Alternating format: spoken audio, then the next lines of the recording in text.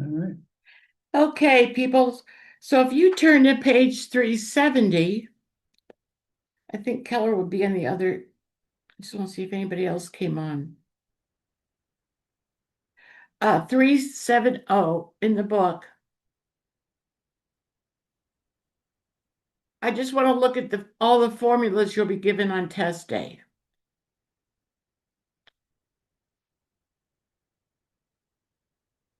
And so we had to decide whether to do circles or triangles first because a lot of the questions will overlap. So today we're going to start with circles, and you can see that's the first figure they give you. And so you'll just have to know A is pi r squared and C is 2 pi r. And also in the bottom, they tell you in a circle there's 360 degrees. Dominic, welcome. So we're turning to page 370 in the book. Or 2 pi, right? Yeah, or the circumference is also pi d. Is that what you were saying? No, it's saying 360 degrees or Yeah, and then 2. there's 360 degrees, yeah, or 2 pi. Okay, so let's go to the first page. I'm glad Dominic's here. See anybody else? We're all good. So let's go to the first page. Okay, we're going to start the merry-go-round very slowly. Just gonna move this so you can see the pen. Yeah.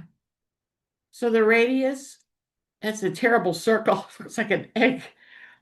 The radius is anything that starts from the center. If they call the circle O, you can assume it to be the center. So the radius is anything that's a line segment that extends out from the center to the outside of the circle. The longest chord, a chord connects 2 points in the circle. And so the longest chord would be a diameter. So the relationship between radius and diameter would actually be the diameter equals 2 radii. And this is something that they can test you on. Uh, So this has nothing to do with trig. That's next week. Yeah, thank you. yeah. So a line tangent to a circle is perpendicular at the point of tangency right there. So that's a fun fact that you might need to know on a harder math problem. What Okay, does the square symbol mean, degrees wise? what square symbol? The thing you just colored in. Oh, that's 90 degrees. Yeah, I just wanted you to tell me. Okay, so it's 90 degrees. Perpendicular means 90 degrees. Okay, so let's start just slow. I'll do the first one and then you can use the formulas. So the two formulas are A is pi r squared, C is 2 pi r or pi d, and then and most often they would leave the circle problems in terms of pi. So if we do the first one, so on the test, your first goal is to get the radius. So if the radius is 2, the diameter will be 4, the circumference will be 4 pi, and then the area will also be 4 pi. So if you could just take a minute and, oh, there's Logan. Sort of, her seat is there. If you could fill out the rest of this. Hi, Logan, nice to have you, sweetheart. So we're just starting the circle packet, and we're only on page 2, and we're filling out this chart.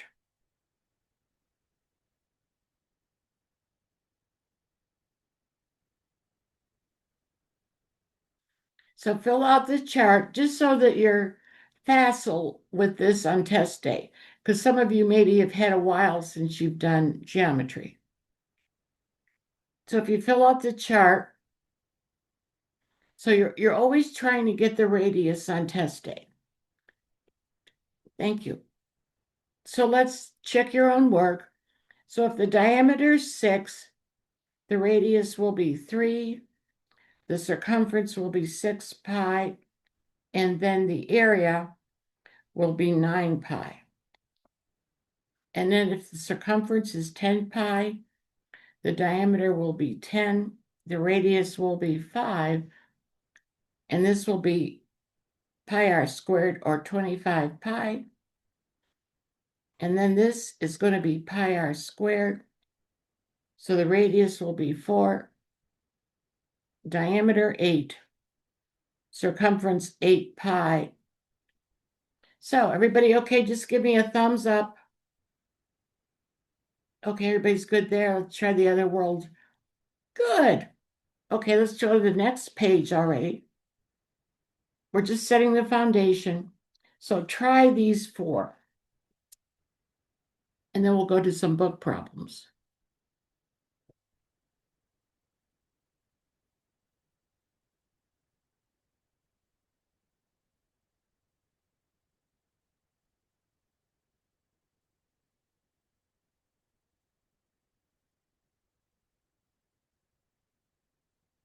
Just want to dust off the formulas so they're fresh in your brain for. And if you're taking the March test, you have to sign up by, what was the date? February 27th. Sign up by February 27th. So it's coming on.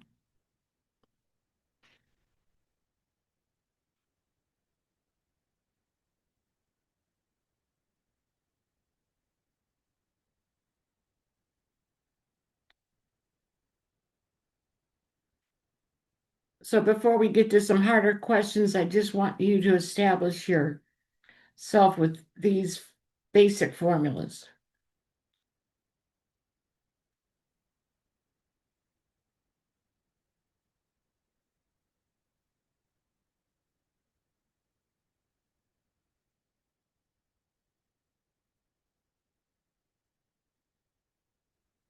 Okay, so if the circumference 24 pi, and oh, by the way, there's going to be about 10 geometry questions on the test, okay? So you have an idea. So the circumference is 24 pi. That means the radius is 12. The diameter will be 24. And 12 squared is 144 pi.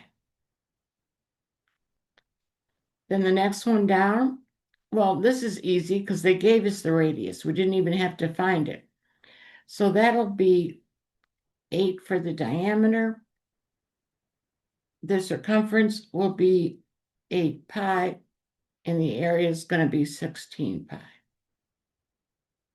And then up here, oh, yeah.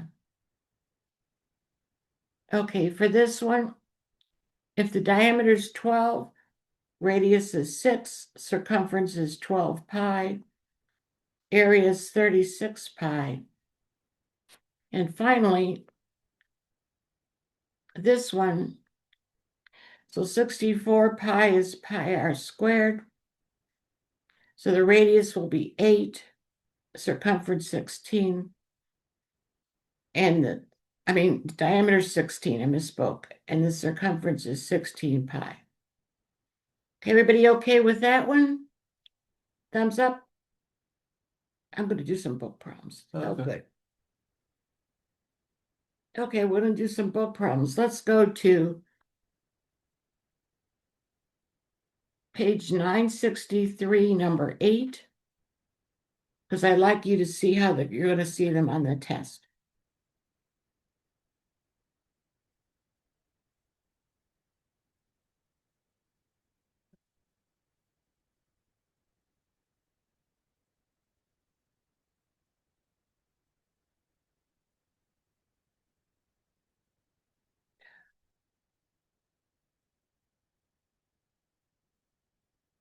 Okay, this one is harder.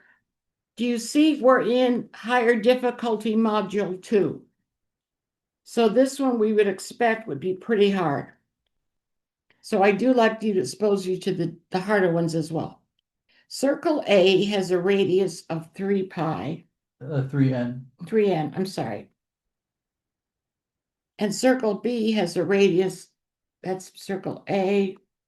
Circle B has a radius of 129, and the area of circle B is going to be how much bigger than circle A.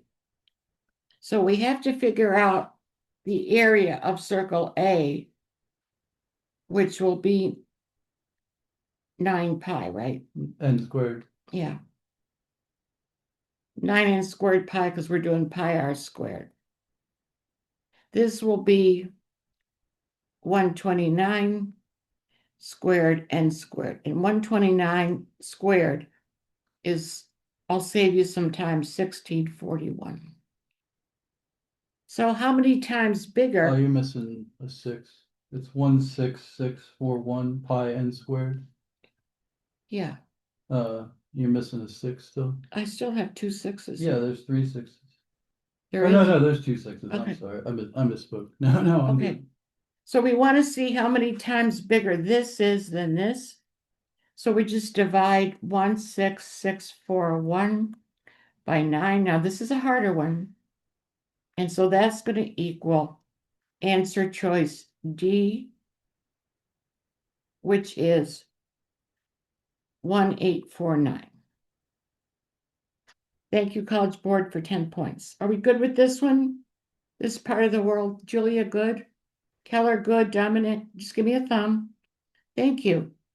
We're onward to higher scores. Like I said, 10 geometry questions on the test. Jacob's good. And Sailor and Katie's good, right, honey? Okay, good. Okay, so we're going to go to another book one, just so we can get a flavor for what you might see on. That was a hard one. 719, number 14.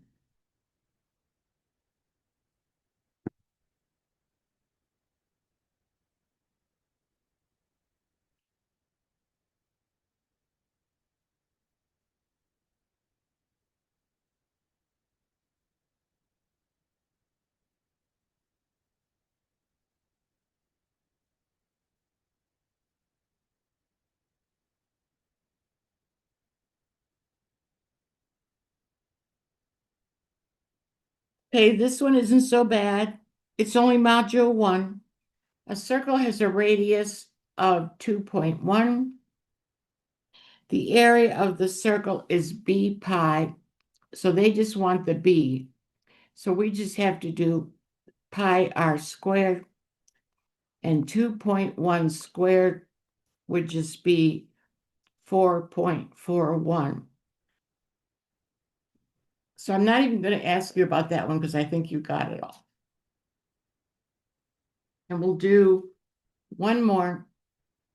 Let's go to 951, number 10.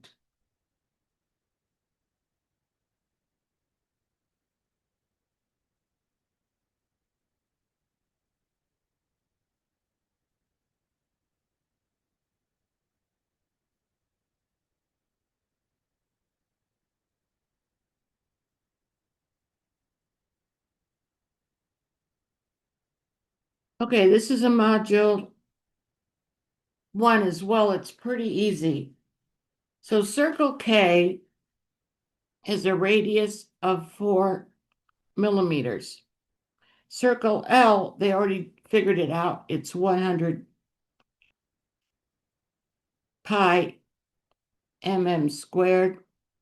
So we want the two added together. So we just have to figure out 4 squared, which would be 16 pi. And so our answer would be D, 116 pi. I'll just ask you, thumbs up? We're good? Okay, those harder things will be coming, but okay, good. Okay, let's go on to the next page in the packet.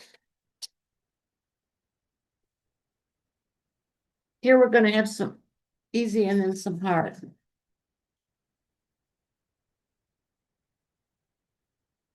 So to begin with, let's see, I lost. That's all right. Just pop up. You're trying to go here, right? Yeah. Okay, let's try number 1. If the area of a circle is 36 pi, what is the radius? Now, this is an easy one, obviously, at the beginning. So 36 pi would be pi r squared. And so the square root of 36 would just be 6. Thank you, College Board, for 10 points. Now, this one is harder. I might zoom you in a little bit. Okay. Actually, that's pretty good, right? Yeah. So let's stay with me on this one. Because on the harder ones, what you're going to do is you're going to work with what you get and move to, because it's like a detective, but you're going to do domino by domino. So in the figure above, the 4 circles are the same size. And each circle is tangent to 2 sides of the larger square. That just means it's perpendicular here, right? We learned that earlier. That's a right angle. Okay. Their centers are the vertices of the smaller square. If the area of the smaller square, so I'm going to take out the smaller square, it has an area of 9. So that means each side is 3, right? Because it'd be 3 and 3. We want to get the area of the larger square, which means we got to extrapolate all the way over to here to get the side of the square. Well, if this is 3, then this will be 1.5, and this will be 1.5. This would be 1.5, and then this radius would be 1.5. So the whole side of this would be 6, and 6 times 6 would be 36 square inches. So how about this side? Keller and Jacob, Dominic, do you see it? Could just give me a thumbs up. Good job. I'm just trying to keep everybody on board. Logan, you're good? Do you need, okay, good. Thank you, sweetheart. I'm sorry. Sailor's good. Katie's good. Julia's good. Good. This one next is also harder. In the figure below is composed of a semicircle, that's half a circle, and a right triangle. So when they're asking for the composite figure, they're asking for the triangle plus the circle. Semicircle. Semicircle, yeah. So that's what I mean about they interface triangles and circles. So the area of a triangle, we're going to do that next week, but it's just 1/2 the base times the height. So the area of the triangle is going to be 2.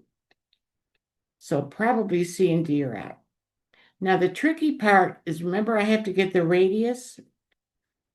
So next week, after we do isosceles triangles, you're going to know right off your head that's 2, 2, 2 squared to 2 for the whole diagonal.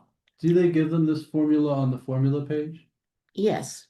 So you can access this at any time when you're taking a Yeah. test? But we could always punt and use the Pythagorean theorem. So 2 squared plus 2 squared is C squared. That'll be 4 plus 4 is C squared. C is the square root of 8, which is 2, 2, 2. Make a marriage of 2's. And we'll get the hypotenuse is 2 square root of 2, which is also the diameter of the circle. So that means the radius will just be the square root of 2. Does everybody see that? The radius is just the square root of 2.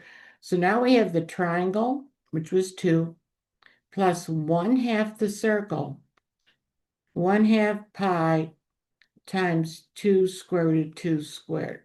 No, just the square root. Just square root, okay. Just the square root of 2, sorry. Squared. Yeah, so that'll go away and we'll get, the 2's will cancel and we'll just get pi for that half of the circle. So the answer would be pi plus 2. Now that's a harder one. Let me just go through these guys. Julia, are you good with this? Yes. Sailor? Katie? Awesome. Thank you. Keller's great. Dominic, you got it, or you want, okay, Logan, you're good? I know. I don't want to insult your intelligence. Just, okay, let's go to a shaded area one on the next page. Okay, if they give you a shaded area, there's no way we're going to get the shaded dimensions of this. So what we have to do is take the square minus 1/2 of the circle. Does that make sense? So when you're given a shaded area problem, you really can't get the dimensions of this. So you're going to have to subtract it. So it says the square every side is 2. So 2 times 2 is 4 for the square. Our radius will then be 1. And this would probably be a medium to hard one. 1/2 of pi times 1 squared is 1. So that'll just be 4 minus pi over 2. And I could go over it again. Everybody good with this one? I have a bright group. Thank you, Logan. Let me go to this group. Oh, you already got it. Okay, good. Okay, let's try this one. This would be a hard one.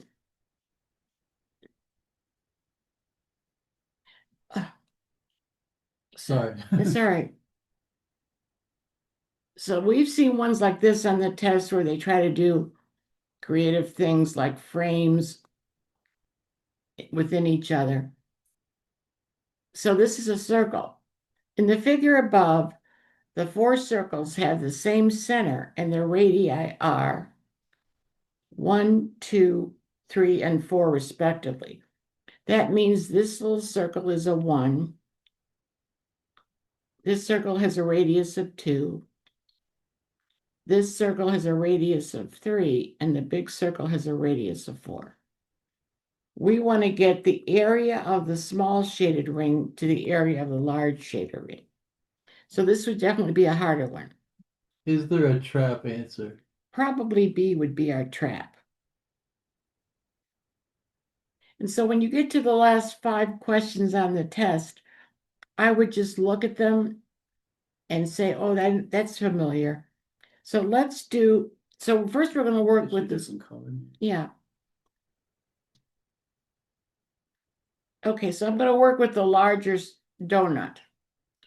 So to get the larger donut, I know this is a radius of 4. So that'll be 4 squared pi. Does everybody see the outer ring?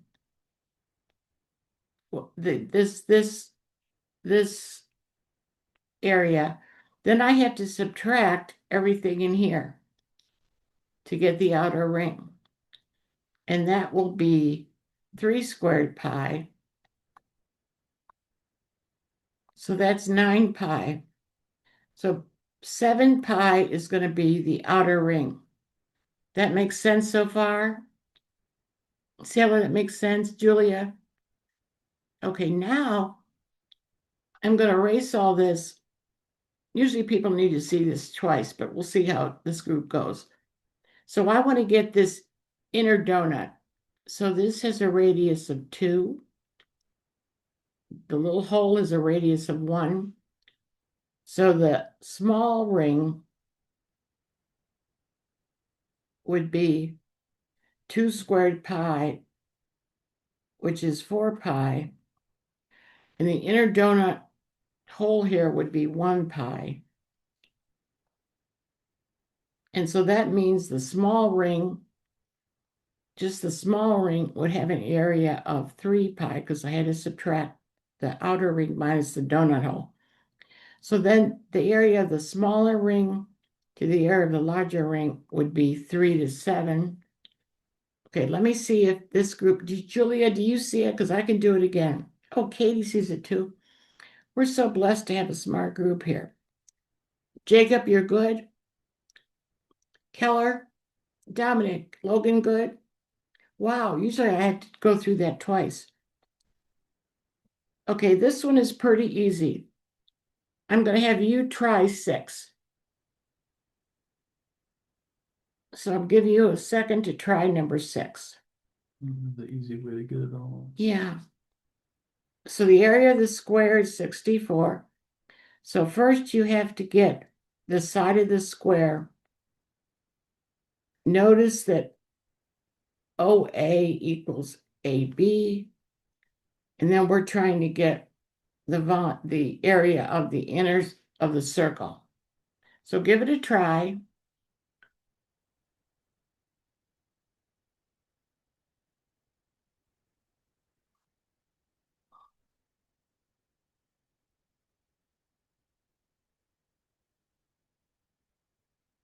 And so then the area of the circle, anybody get C? 16 pi. Logan, you're good. Jacob's good. Keller, Dominic. Okay, good. What about Sailor and Katie? Everybody. Julia's good. Great. Okay, let's go on to the next one. Now, next week, we do triangles. Like I said, they put them inner so much. Okay. In the figure shown below, A is the center, and then the area is 25 pi. So remember, before we go anywhere, we have to get the radius.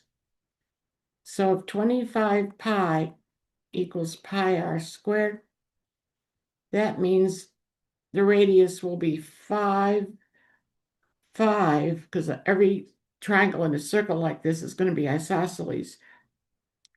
And then after next week, you'll know this is going to be 5 square roots of 2. We could do right at this point, we might have to punt and use the Pythagorean theorem. But next week, you're going to know these special right triangles, because they're definitely going to put one on the test for you. So this is 25 plus 25 is c squared. C is the square root of 50. So we can make a marriage of twos. I mean, a marriage of fives. What am I smoking? Sorry, it's 5 times 5 times 2. And so that'll be 5 square roots of 2. Now, again, once we do the triangles, this will be easier. Is everybody okay, Katie and Sailor, on this side? Good. Julia, you're okay so far? Okay. Keller, Jacob, Dominic, and Logan. Good job.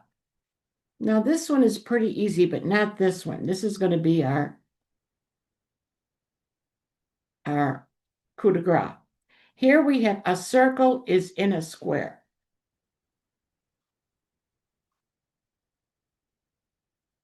Okay. The area of the square is 144.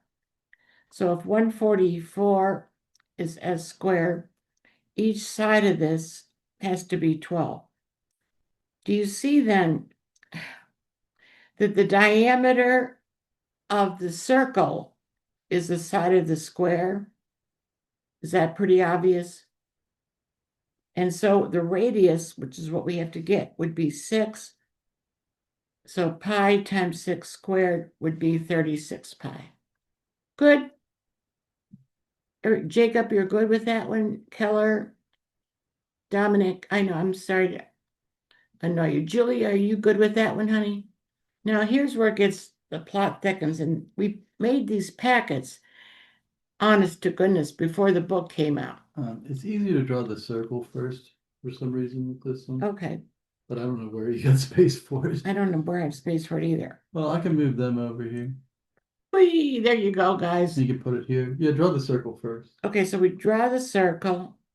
And now a square is in the circle. So the square, I'm sorry about my drawing.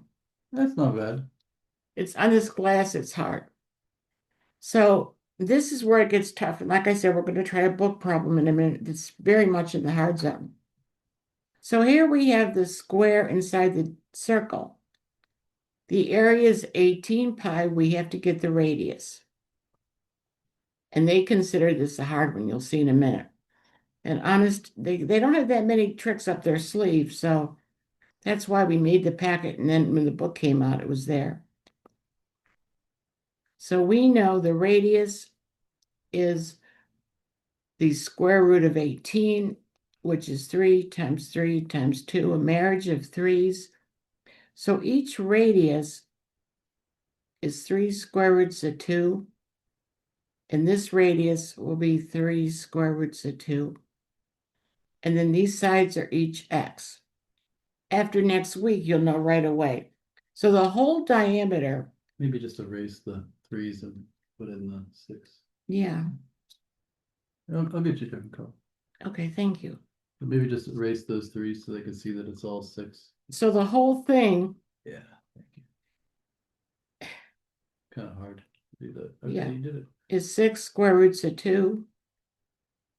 So then we would just do x squared plus x squared is 6 squared to 2 squared. Or that same formula we've been using. This is that same 45, 45, 9. So that's 45, 45. So each side would be 6, because this would be 36 times 2. 2x squared is 36. 2's canceled. The 2's cancel. X squared is 36. Is So 36. X is 6. So x is 6. Now, people don't see this the first time. Sailor, do you see this sort of? She's iffy. So if she's iffy, everybody's iffy. Well, the good news is there's one in the book just like this. So if you don't see this one immediately, Let's put it you can on. try the book one. Let me try this one again. The bigger, Oh, okay. because it's hard to draw it. Yeah. So here we have, I mean, I know that looks not like a perfect circle. Pretend that looks like a circle. Pretend that's a circle. Let me try it again. It's hard. It's really hard to draw this tablet. Oh, that's a beautiful circle. Not really. Oh, that was fine. All right, that's the best one we're gonna get. So we got the square in the middle of the circle. So the what of the square is the diameter of the circle? That's the real question. So do you see the diameter of the circle is the diagonal of the square? And that's the key to the whole question. That's the key, is seeing that the diameter of the circle is the diagonal of the square. Okay, so now. So they said the area of the circle is 18 pi. So 18, this would be very hard at the end. You're going to see in a second. This is for those of you who are aspiring to real high scores. So r squared is 18. So we take the square root of 18. And we see the perfect, if we don't see the perfect square, it's 3 times 3 times 2. Make a marriage of threes. So that means one radius is 3 square roots of 2. The other radius is 3 square roots of 2. So the whole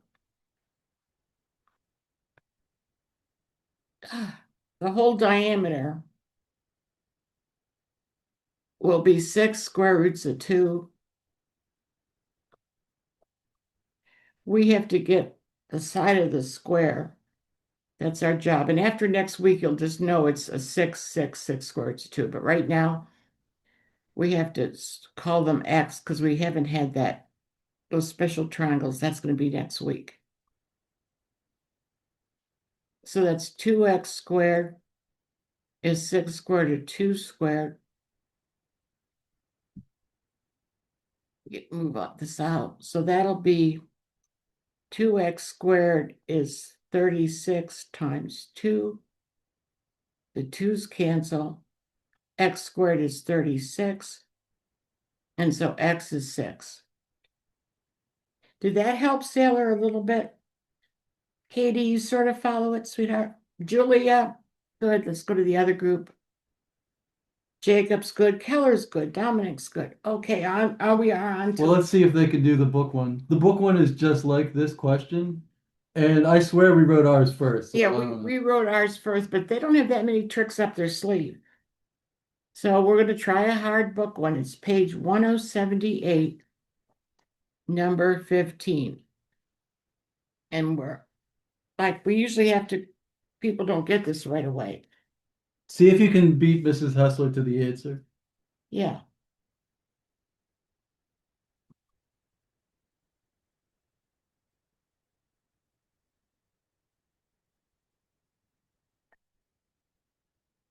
You can see we're in module 2 at the very end. So again, we have a circle and we have a square in the circle.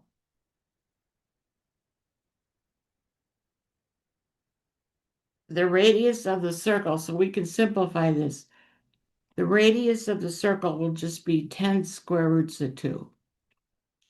Because I just took 20 square roots of 2 over 2, and I got 10 square roots of 2 for one radius. The other one will also be 10 square roots of 2. So the whole thing will be 20 square roots of 2. And so that's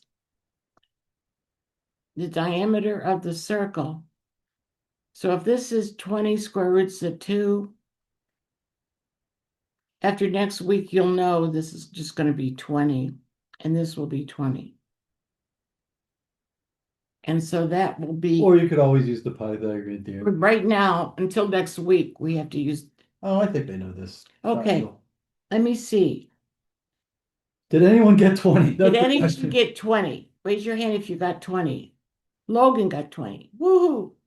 So did Keller. Jacob is sort of fuzzy, but he's okay. Sailor, did you get 20? No. Okay, let me go through it again. Julia did. Okay. So let's go through it one I more. think just the weirdest thing is you get this far in a higher difficulty module and you're trying to do a circle question and it turns out it was a triangle question the whole time, you know? Yeah. But But they don't say hint, you know, there are triangles in this. okay, Or so we have a square, and honestly, we put ours in the packet first. A square is inscribed in a circle. The radius of the circle. So if we just have 20 square root of 2 over 2, the radius is going to be 10 square roots of 2. So that so the means, diameter is 20 squares of 2. yeah, so each of these radii is 10 square roots of 2. So that means the whole diameter is going to be 20 square roots of 2. So, okay, to that point, Sailor, if you, okay, now we have to get a side of the square. It's a right triangle. So we're going to punt next week. We'll But just, that would make sense too. If the hypotenuse is the longest side of a triangle, it would be slightly longer than the other side, yeah, right? and the square root of 2 is 1.4. So, yeah, so we're going to just do x squared plus x squared is 20 square root of 2 squared. 2x squared is 40 times 2. 40, no, 400, right? 400, yeah, sorry. Whoops, what am I saying? And we divide by 2. So x squared is 400. That means the side of the square is 20. Now, did that help, Sailor? Good. Everybody, The nice, Dominic, you're yeah, good. the nice thing is you can always look at the formula page when you're taking a math module, and this is on there. This is one of those special triangles. Yeah, we're 45, 45, 90. next week, we were dusting off because a lot of people haven't had math in a while. Geometry, I mean, in a while. Okay, let's go to number 10 since we conquered that one. That was great. So we're trying to give you every kind of question you might see. So a child's wagon has a wheel. Move everybody. Okay. So a child's wagon, I'll draw it down here. A child's wagon has a wheel with a radius of 6. And so it's going to turn 100 times. The secret is seeing that every time the wheel, like if I put a dot on the wheel, do you see every time How far does it travel in one revolution? in That's the key. yeah, one revolution, How far does the wagon it will go? go one circumference, right? 1, 2 pi r. Does that make sense? I just want you to think these through so on test day they're not strange. So that means we need the circumference, which is 12 pi for one circumference, but And it does it 100 times. we're going to do it 100 times. So that'll be 12 pi times 100, which is 1200 pi Inches. 1200 times pi inches. inches, Yeah. right? No. That's like you have to do a unit conversion, right? Yeah, so now we have to change it to feet. So we have to divide by 12. And so our answer will be 100 pi, and pi is 3.14. So it will be 314. So, Julia, do you see that one, honey? Good. Katie and Keller sees it. Logan, good. This is such a bright group. I want to know where life takes you, like Jacob's dad said last week. Okay, so let's go to number 11. I got to get rid of my kid's wagon wheel. Thank you guys for staying with me. This is a word problem. The number of square units in the area of circle O. So the area is just going to be pi r squared is equal to, that means this sign, their circumference. So to get the area, we need the radius. So we can divide by pi. Sorry, that was a sneeze. Then we'll have r times r is 2r, divide by r. So the radius is 2, and so pi r squared, the area of circle O, will be 4 pi. Make sense, Keller? You're good? Dominic? Logan? Jacob's got it. Julia's got it. Sailor. Katie, you're good with that one, honey? Okay. And that's the only circle where its area is also its circle. Yeah, the only circle. Okay, now we're going to arcs and sectors, because this is also something you have to know. So when you have a circle, oh, that looks like an egg. Looks like an egg. That Sorry. looks pretty good. Okay, the arc, like arc AB, would just be a portion of the So circumference. that's the minor arc, Yeah, right? that's the minor arc. Okay. And then the sector would be like a pizza slice. Okay, so there's a formula down here, all the way down here. But you don't really have to know the formula, English man, when I say that. But all you have to do is see what fraction of the circle you need. Figure out the fraction and then either multiply it by the circumference if you're trying to get an arc, So or by the area if you're trying to get a sector. yeah. So for example, because it's been a while since some of you have had geometry, if I have a circle and say the radius is 6, then arc AB, and say this is 60 degrees. I know it doesn't look like it, but so then I could just say, what fraction of the circumference do I need? And I would just need 1/6 of it, 1/6 of 2 times pi times 6.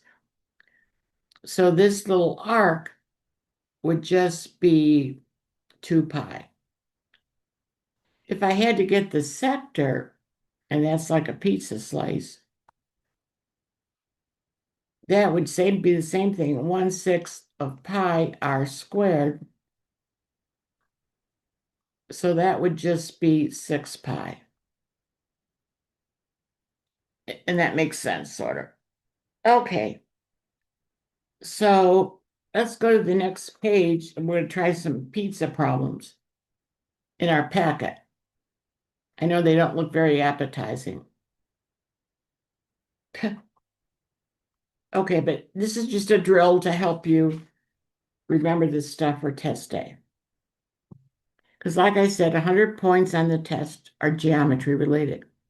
So in this problem, in this little simulation, the arc is the crust and the sector is a pizza slice. Okay, so if the pizza's 8 inches across, you see the circumference of the pizza would be 8 pi. It's 2 pi times 4, or 8 pi.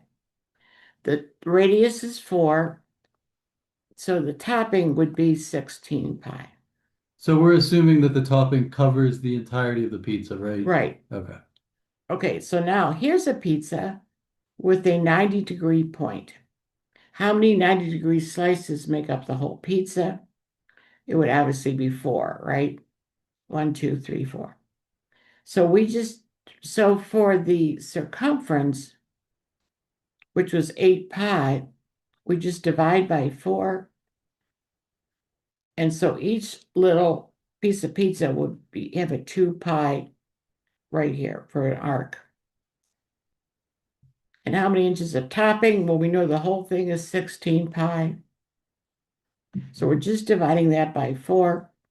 So each pizza slice would have 4 pi. That makes sense, right? And you're not using that crazy formula. You're just saying what fraction of the circle. So now we're moving to a pizza that has the whole It's 12 inches. 12 inches for the diameter. Okay, so how many inches of crust does the whole pizza have? It would definitely be 12 pi because the radius is 6. How many square inches of topping does the whole pizza have? So that's going to be pi r squared, which is going to be 36 pi. How many 40-degree slices? So 360, 40 into 360, we would get 9 slices. So how many inches of crust does one slice have? It would be 12 pi over 9, which they might reduce to 4/3 pi. How many square inches of topping does it have? It would just be 36 pi divided by 9. So each pizza slice sector would be 4 pi. That makes sense pretty much? Okay. Let me check the rest of the world. So Keller, you're good. Jacob's good. Logan's good. Okay. All right. Let's go on to the next page. Let's see. I don't have any.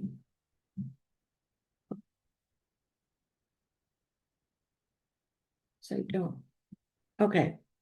This one's pretty easy. A circle with diameter 12. That means the radius is 6. So that means the area is pi r squared. Again, a lot of this is just getting you familiar with what you had a long time ago. And we're dividing into 6 sectors. So each thing would be 6 pi. So that's going to be B, not so bad. A circle with area 16 pi. So remember, we always have to get the radius. So 16 pi is pi r squared. That means the radius will be 4. And so we're getting the perimeter of the pizza slice. Whoops. So that's going to be, sorry.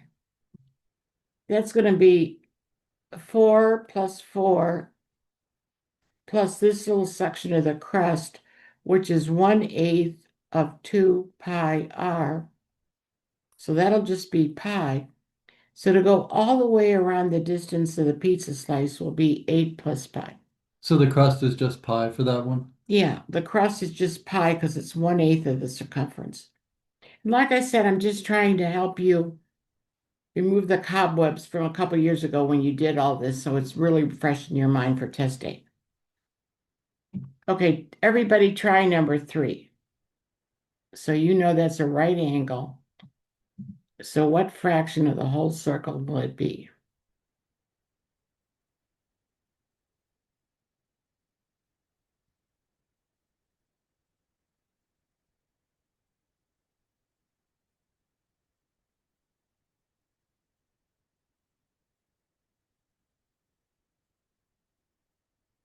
Did anybody get C? Good. Yay. Dominic, you're good. Sailor, you're good. Katie. Good job. Julia.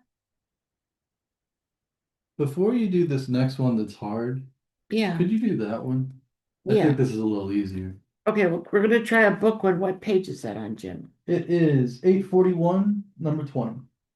Okay, so we're going to try one in the book, page 841. What module is that in? It's lower, yeah, number 20. It's lower difficulty module 2. See if you could beat Mrs. Hessler to the right answer. See if you can get there. Okay. I have the prettiest math purchases in the world here. What about the math princess? The math princes are pretty good too. Sorry, Come on. It's chauvinism. not chauvinism. I'm a grandma. I can say they're pretty. 841.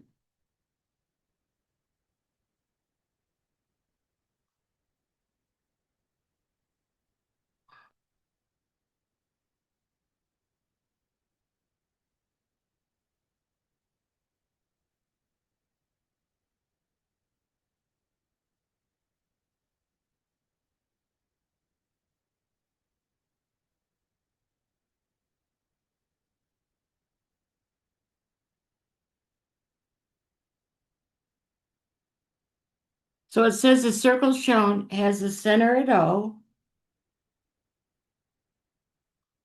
Circumference is 144 pi. This is require a little bit of algebra. And the diameters are PR and arc PQ. So that's an S. That's an R. Yes. And then the bottom is a P and a Q. So basically, And they say that PS, PS is twice PQ. so we could say, because vertical, this would also be an X, and this would also be a 2X. So to go all the way around the circle, we would have 6X is 144 pi. Dividing by 6, we would get 24 pi, but that's the trap answer. Because we want, That's an X. She wants a 2X. I want a 2X, I want QR. So 2X, the answer would be 48 pi, which is what letter? It B. is B. What about the angles? Like what's an X and what's a Yeah. PQ? So We could do it that way, right? Yeah, so this is 180. So if 3X is 180, we can assume this is 60, this is 120.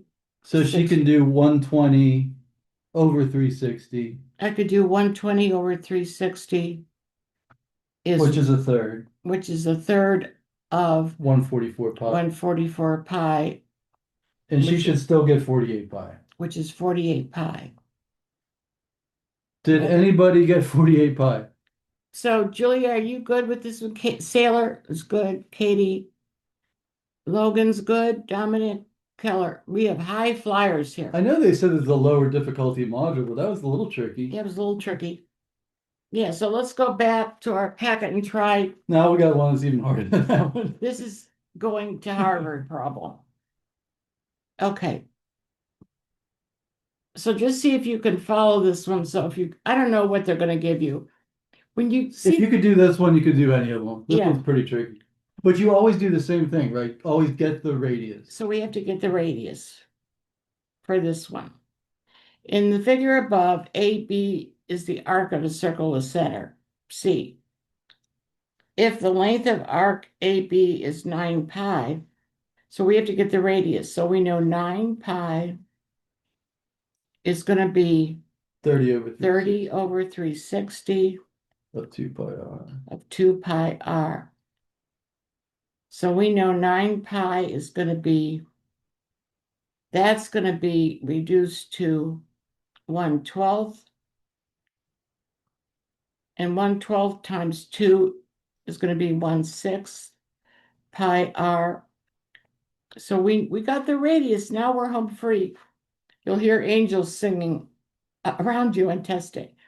So now all What we was the need, radius? the radius is going to be 54 because it's 6 times 9.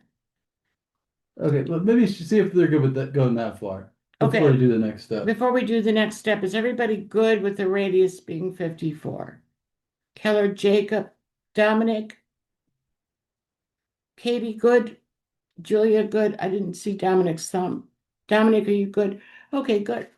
So now all we have to do, you break group, it's going, Now you just want a pizza slice, right? yeah, now we just want this pizza slice, which will be 1/12 of pi. We have the radius here, 54. 2916 is 54 squared. To what? 2916. Okay. And so we divide that by 12 and we're going to get answer choice A.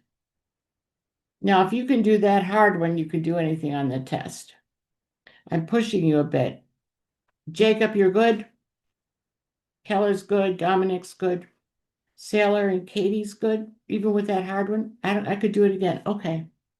So now we're going to throw the ball to you. We have 10 problems to become a circle expert on the next page in the packet, page 10.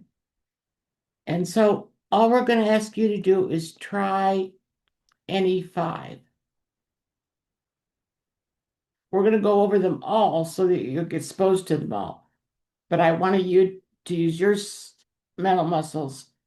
Oh, I lost it all. Oh, you just somehow you went to the last page. Sorry. Yeah, just try any 5 while we get back to where we were. Yeah. I don't know how I cuss that. Sometimes you bump something and it goes bonkers. Oh, here we go. We're back. Yeah. We can make it a little bigger, right? Yeah. So just try any 5. We'll give you 5 minutes to try them. Some are easy. I'll tell you, 3 is easy. And 6 is easy.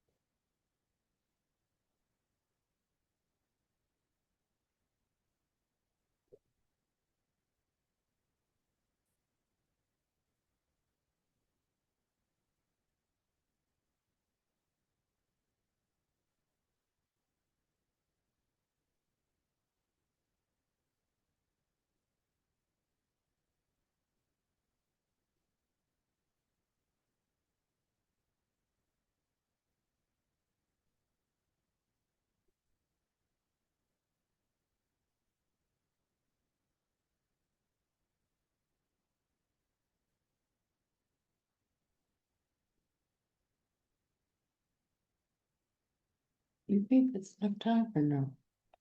Well, maybe ask them. Have they done 5? Have you done 5 yet? 4. Okay, we'll give you another minute. Okay, good.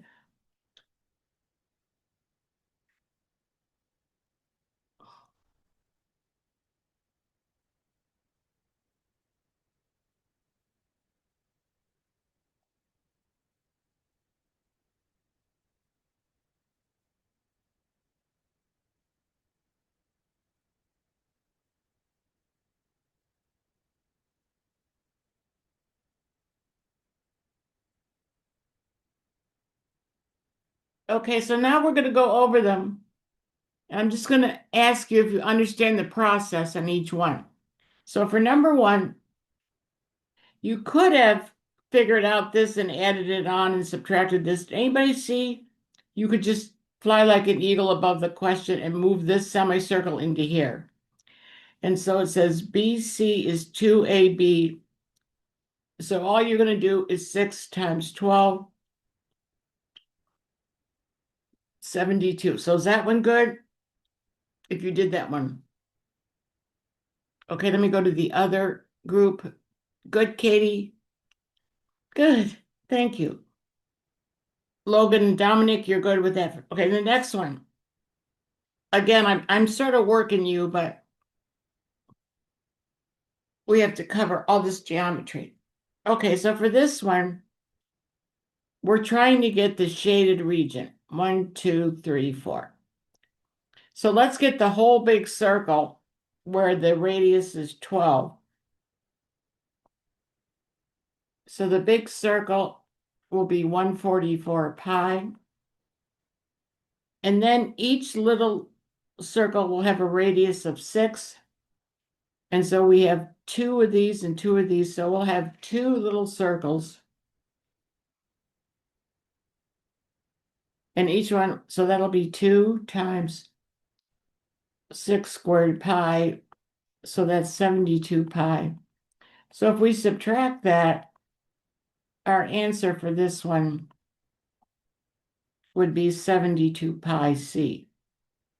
Again, just giving you a lot of exposure to a whole bunch of questions. So everybody good with that one? With the petals? Katie, good? How did we were blessed with It's such. kind of cool that the black space is equal to the white space. Let me That go- doesn't look obvious Let to me go my to the brain. other part of the world. Jacob, you're good with that one? Julia and Sailor. Okay, good. Let's go to the next one, which we called easy. So AC and DB are diameters of the circle. AC is how many times? Well, this little thing, every straight line is 180, so this will be 20 degrees. So 20 times what will give me 160, so this answer has to be 8. Thank you, College Board, for 10 points. I think you see that one. This one might be a little harder. In rectangle ABCD above, arcs BE and CE are quarter circles. The radius is 1, so we're trying to get the shaded region.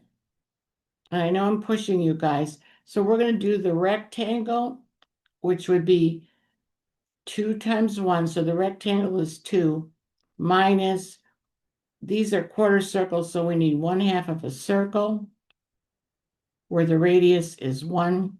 So it's going to be 2 minus pi over 2, which is answer choice B. And I can go over it again. Let me ask this group. Sailor, are you good with that one? Jacob's good. Okay, we go to the other part of the world. Keller, Dominic, you're good with this one? And Logan, thank you guys. Okay. So this one, number 5, again, this just gives you a lot of practice and I every, might just leave it here if we need to. I just kind of get it all on the page. yeah.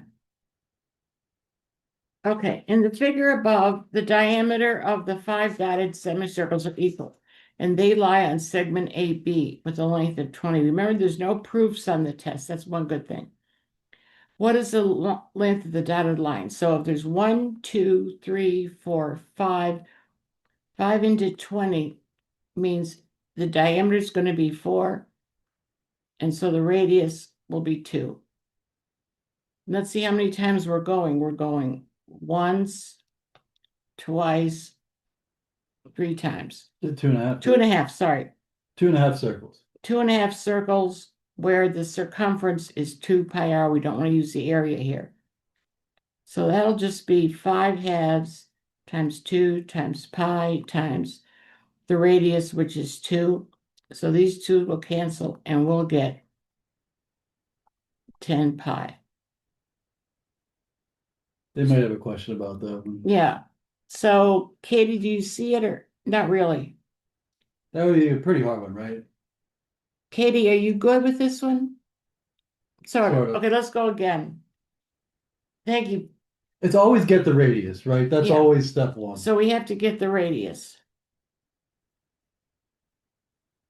Thank you. So Okay. they said the whole thing is 20. So AB is 20. AB is 20. So that's 1, 2, 3, 4, 5. 5 semicircles. Yeah, Yeah. 5 we go into 20. So that means Diameter is 4. each line segment is 4, and that means the radius is 2. Okay? Then They want basically they want all the circumferences, right? Yeah, Of so every I semicircle. want the dotted line. So that's going to be this probably helps somebody else.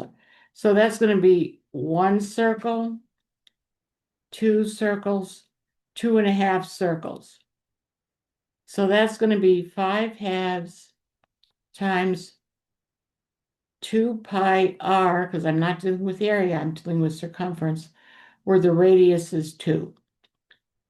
So these 2's cancel, and I'll be left with 10 pi. Did that help, Katie, sort of? Keller, you good? Dominic? I didn't see Dominic. Jacob's good. Julia? Dominic's good. Logan, are you good, honey? Okay.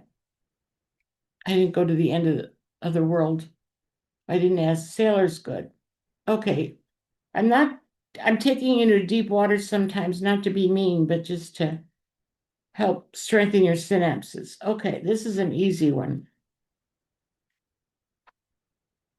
In the figure above, the circle with center O has a radius of 6. I need to get this arc length. Well, I know this is 90. 90 is what fraction of 360? It's 1/4. And we're doing circumference. So 1/4 of 12 pi will be 3 pi. Thank you, College Board, for 10 points. I'm assuming everybody got that one, but put a hand up if you didn't. Okay. Check the other part of the world. Good. Okay. So let's go to this one, which is our hardest one, I think. Looks like I'm not. Okay. So we're going to do this a couple ways. So line PL is tangent to the circle. So we know this has to be a 90-degree angle, right? Because it's tangent, it just means it's touching. We covered that fact earlier, which is something you have to So know. you can get y by subtracting that part of the triangle, right? Right, So 90 minus that little angle is going to be y. right. So let's fill in what we know. This is 50. The whole semicircle, the whole straight line is 180. So this would be 130. And then we know they test on this a lot. These radii are equal. So we know 180 minus 130 is 50. So each of these, this has to be 25 degrees. And this little angle has to be 25 degrees. And so y would have to be 90. This is a hard one, which would be 65. So, What about that inscribed yeah, angle? so we'll do that as well. Yeah. So remember we said, I can go through this again if you need me to, because it's the hardest one, I think. So if this is 50, the central angle for this arc, the inscribed angle here has to be 25 because they intercept the same arc. And so this y has to be 65. Or you could even do the external angle theorem. So if the external angle is 50, the two remote interiors have to be Yeah, 50. but that's next week. Yeah. So let me just see, how many want to see this again? Anybody on this part of the world? Everybody's The good? tricky thing is knowing that that's 90 degrees, I You think. want to see that again, Jacob? Okay. Are you good or you want to see it again? I can't tell. So if it's perpendicular at the point of Let me tangency, hear him. I think he nodded. Do you see it or you want me to do it again? No, I think I'm good. I see what you guys Okay. are saying. Is Yeah. everybody else good? We'll keep moving. Sailor, you're good? Okay. All right, we'll I keep. don't want to lose anybody. Okay, this one is easy. I'd like to give you some easy ones. So it says C has a radius of 3, B has a radius of 1, and A has a radius of 2. And so what's the perimeter? I just have to go all the way around this triangle. So that'll be 2 plus 2 plus 2 plus 6. So the distance is 12. That's a nice, easy one. And again, you can see how many times they. So let's do the Pac-Mans. You guys are good. So, like I said, 10 geometry questions on the test. So this is a square, and we know that these are the radii are 4. So if this is 90, you might think we could just take away the square, but we can't because there's going to be an overlap. So this will be 3/4 of pi r squared. So we each Pac-Man is going to be 3/4 of pi times 4 times 4. So this Pac-Man will be 12 pi, and the other Pac-Man will be 12 pi. So together they're going to be 24 pi. So Dominic, okay with that one? Good. Logan? Thank you. Katie? I didn't see Katie's hand. Sailor, are you good? Jacob? And Julia. Let me go back. I didn't see.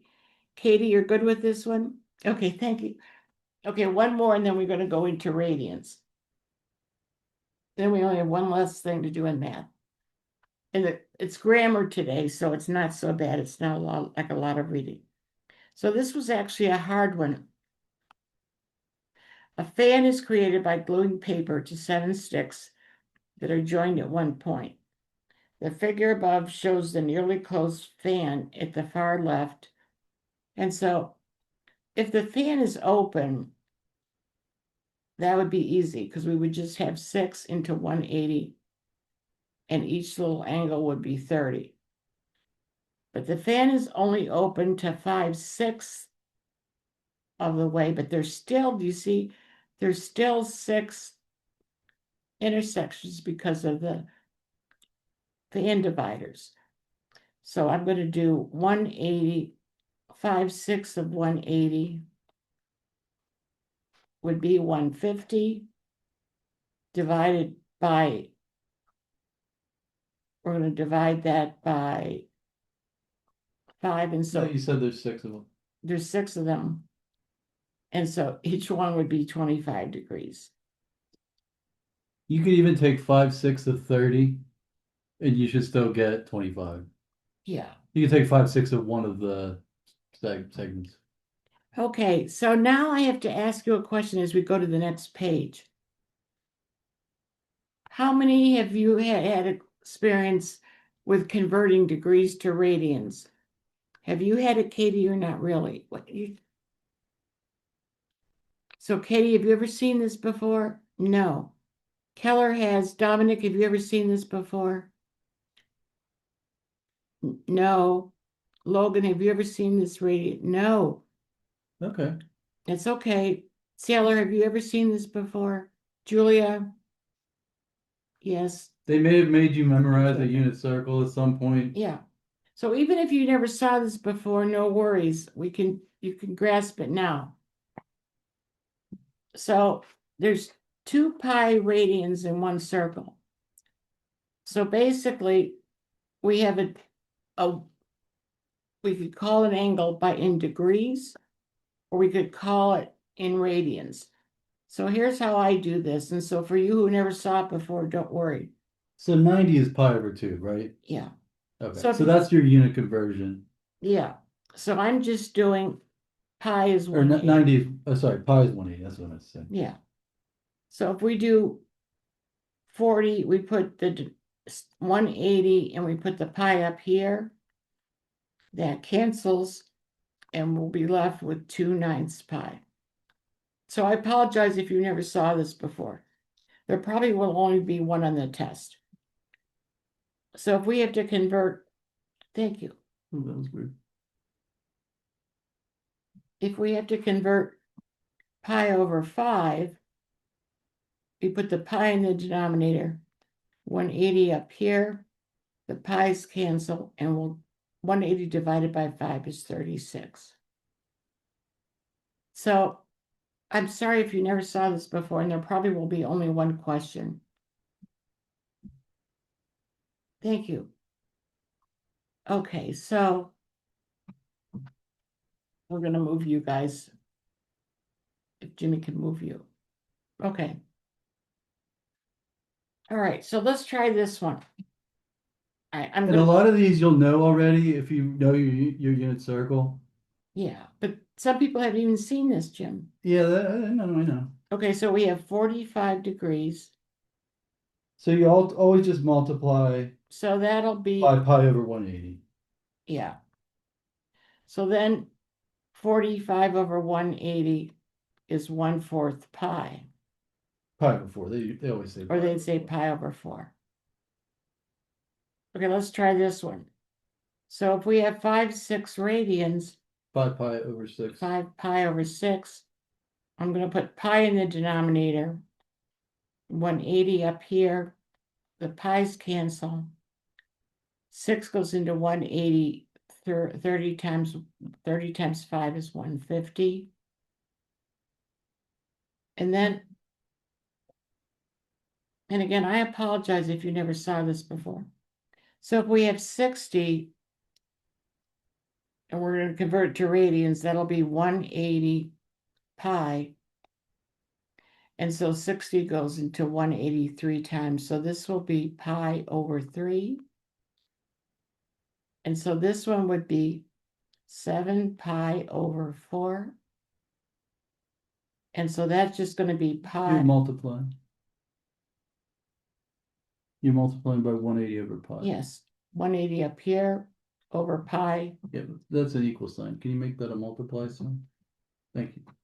So that'll be 4 goes into 180, 45.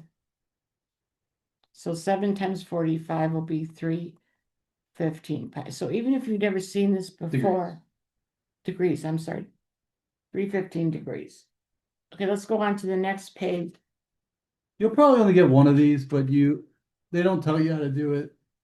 So Yeah. you have to remember or know your unit circle. Like this whole page should be really easy. If they made you memorize the unit circle, you could do this whole page. I know, but I'm thinking of people that never saw this before. That's where my heart is. So if we have pi over 6, pi will go in the denominator, 180 up here. So the pi's will cancel and we'll get 30. 180 divided by 6 is 30. Okay, what if we had 120 degrees? So we put the 180 in the denominator, pi up here. This is our conversion always. So that's going to be 12 over 18. which will, dividing by 6 will be 2/3 pi, 2 pi over 3. or 2 pi over 3, yeah.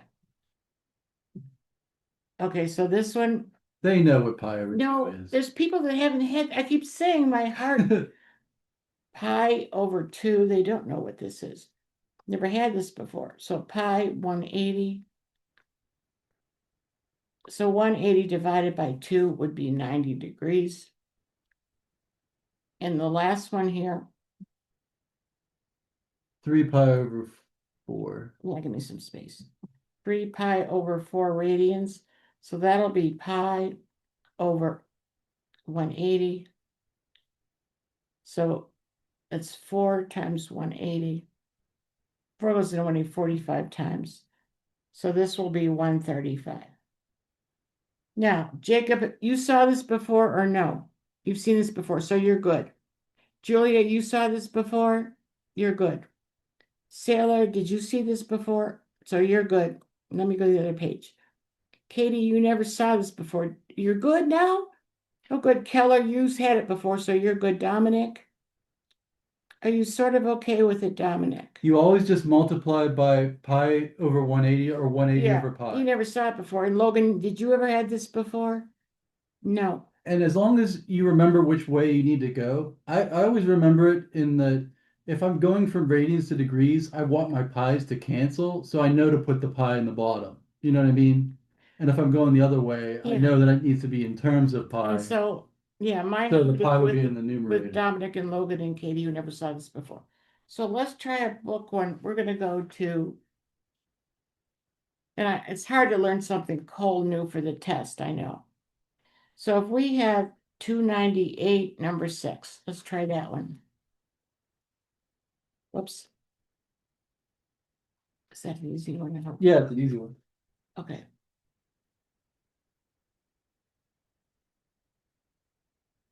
So a break's coming, guys. Just hang on.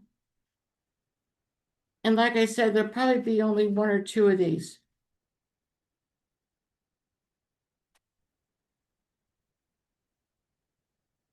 Okay.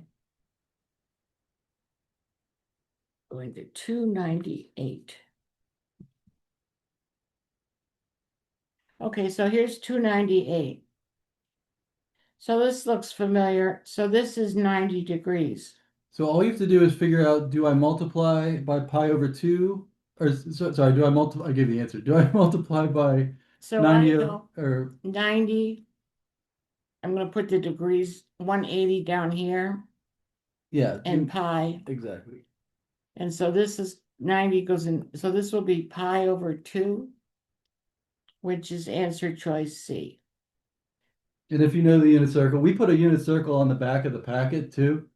So you can always reference So that. let me ask my people that are hitting this cold. Katie, does that help? Good. Dominic, did you get that one? Yes. And Logan?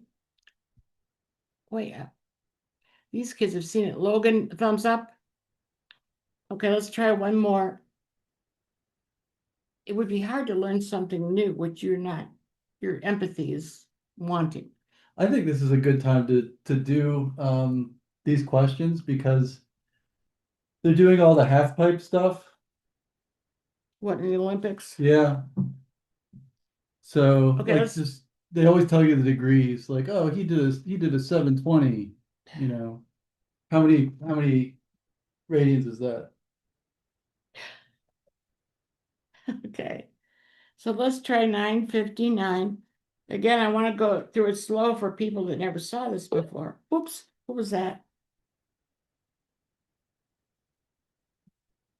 Yeah, she said reason to do math. What, Or what? that was Jacob. Reason to do math to do Olympics. Oh, okay. For the half pipe. No, I saw a woman today. She was a snowboarder from China. She was trying to do a 4 pi, and she fell right on her head. It was real bad. They like carted her off the half pipe. Oh my gosh. I hope she's okay. But she was trying to do what in degrees? It was like a She was 720. doing 720 degrees. Yeah. So that's going to be 180. This poor girl in the Olympics. She almost landed it too. So that's going to be 4 pi, but she landed on her head. Sorry. Yeah, she didn't Okay. quite. So we're going to go to 959, number 22. Oh, it's the hardest one. Good. I want to go through this slowly for Dominic and Logan and Katie. Okay. It's not their fault they never saw this before. So the measure of angle R is 2 pi over 3. Those of you who've already had this, you could just sail along without me. You can see we're in the hard zone. The measure of angle T is going to be 5 pi over 12 bigger. Okay, and so we want to know, we want to get the whole thing in degrees. Okay, so we can't add these fractions because they don't have the same denominator, Unless we get a, common denominator. So we're going to multiply this by 4 and this by 4. And so that'll give me 8 pi over 12 plus 5 pi over 12. So that's going to be 13 pi over 12 for this hard one. Then we have to convert it to degrees. So I'll put pi in 180. The pi's will cancel. And so this answer, 13 times 180 divided by 12, is going to be 195. And so that one will be C. So Keller, you're probably good with this, right? Because you've seen it before. Katie, are you sort of good with it? Okay, good. Even never seeing it before. Logan, are you sort of okay with it? And Dominic, he's fuzzy. It's only one question, probably on the test with this. But if you look at it on, or go through our packet again, you can get it down, I promise you. Now we have one last thing to do. And then we get a break. They put one of these on every test. I never saw this in high school. You can get a great score and not answer it, but do they give you the formula on the formula page? no, You just cover up the formula. I know. It's right here. Okay, here's the formula. How many have seen this before in this group? Katie, have you ever seen this formula before? Vaguely, Keller has. Dominic, have you seen this formula before? This formula. He's not sure. Logan, have you seen this before? Sort of. Let me go to the other group. Jacob has, Julia has. Sailor, have you ever seen this formula before? No. They don't give it to you on the formula page, which I think is No. crazy. Because they'll give you 2 pi r, but well, that's even better. Yeah, that's better when we're up there. Yeah, that's nice. Okay. Okay. Yeah, they'll give you 2 pi r, but they don't give you this tricky one. Okay, so HK is the center of the circle and R is the radius. yeah. So HK is the center. You can get this, Sailor, if you've never experienced it before. R is your radius. So even though I'm teaching this to you So that's new, the standard form for a circle. okay. So we have this equation. It's x minus h. HK is my center. So the center of this circle is 4, 3, and this is the radius squared. So the radius is 3. And I apologize that you haven't seen this before, but there'll probably be one on the test. Okay, so I'm teaching this to some of you for the first time. So let's go to this one. So here's where it gets a little tricky. See if you can draw this circle. Okay, so first of all, This will really show if you know the formula. they just are learning the formula. I know, but it's Jimmy, did you ever be in a hey, at least we gave them the formula. On the real test, they don't even give it to you. So we want x minus a minus 2 squared. So you see the center is going to be at minus 2, 5. This is the tricky part. So we're going to go -2 over and 5 up. And then the radius is going to be 2 because this is r squared. So if the radius is 2, that's sort of going to be my circle. Can Desmos draw these? Yes, Desmos can draw these. So you could type this formula right into Desmos and it can draw it, at least. So that's one option. Okay, so for those of you, this is new for Sailor Even if you want to just And- check your answer with and Desmos, it's you new, can. new for Logan, right? And new for Dominic and Katie, you've seen this before, sort of, right? Okay, so we're going to try some book ones, but I can't see. You just go like side to side now. Like, see, that's the side. Yeah, but I can't see my drawboard. Oh, I'll just do that. Yeah. Okay. So let's go to page 297, number 3. These are on every test. Yeah, They love this they're formula. just one on every test, though. Don't cripple them. Well, they might get an easy one or a hard one, Yeah. but they love this formula, and they don't even give it to you on the formula page, which I think is crazy. So there you have a heart, Jimmy, after all. So 297, we're looking at number 3. Remember, here's our, for those of you that are just learning this, and those of you who've seen it before, be patient with your fellow students. So the center of the circle is -8, 6, and the radius is 5. So we have to know that that C and D are out because they didn't square the radius. So if we look at this, the formula would be x plus 8 squared plus y minus 6 squared is 25. And so that will be answer choice B. So is that okay with everybody in this row? Taylor? If you got stuck, you could type these into Desmos and it'll draw a circle Yeah, for you. but I sort of want you familiar so you don't take time on test day. Julia, you're good with this? You've seen this before, so you're good. Okay, so Katie, good. Logan, good. Dominic and Keller, I know you're fine. Okay, let's try another one. So 291, we're going to number 7. I can't believe they've been taking practice tests, so they probably didn't have the formula, and they've probably seen this. You know what I mean? I feel bad. Yes.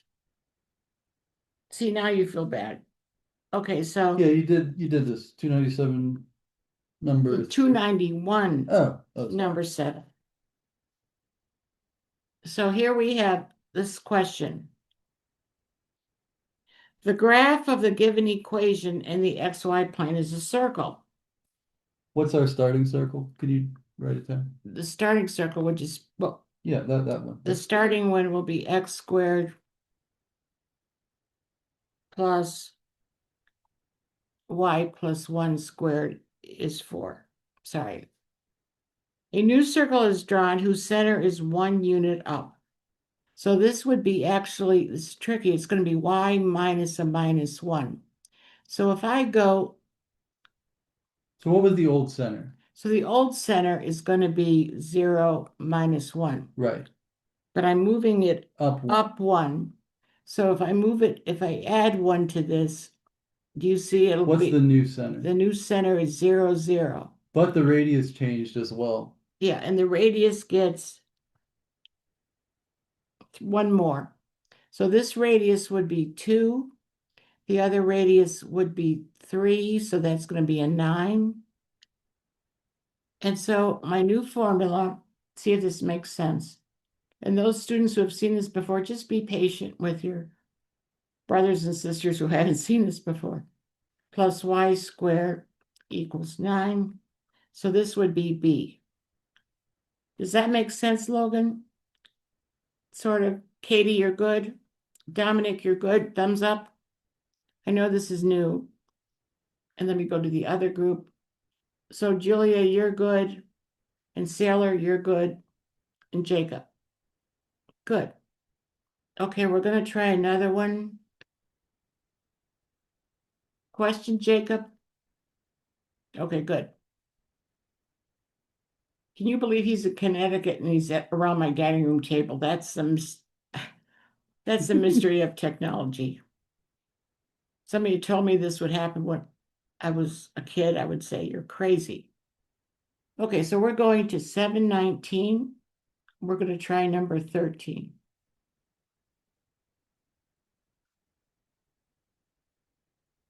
See if you can beat Mrs. Hustler to the answer.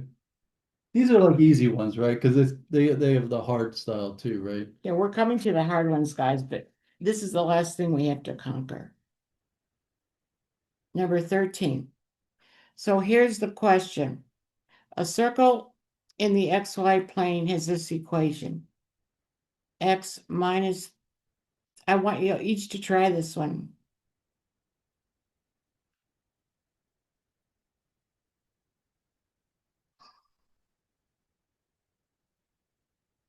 So we know the radius is going to be 8 and the center is going to be 13K and the center of the circle is 13K. And so how many had A for this one? So Julia's good. Now let me go to the other group. Whoa. That's good. Dominic, you're good with this? So everyone can handle an easy one because they're gonna get harder. they're gonna get But Dominic, you sort of see it because it was brand new for him right. too. And we'll do one more. I just think it's mean they give you a formula page, but they don't give you this formula. But it's meaner that they never saw it in school. 846, and they put it on the test. 846, number 13. Thank you guys for sticking with me. It's grammar today, so that's not so bad. So 846.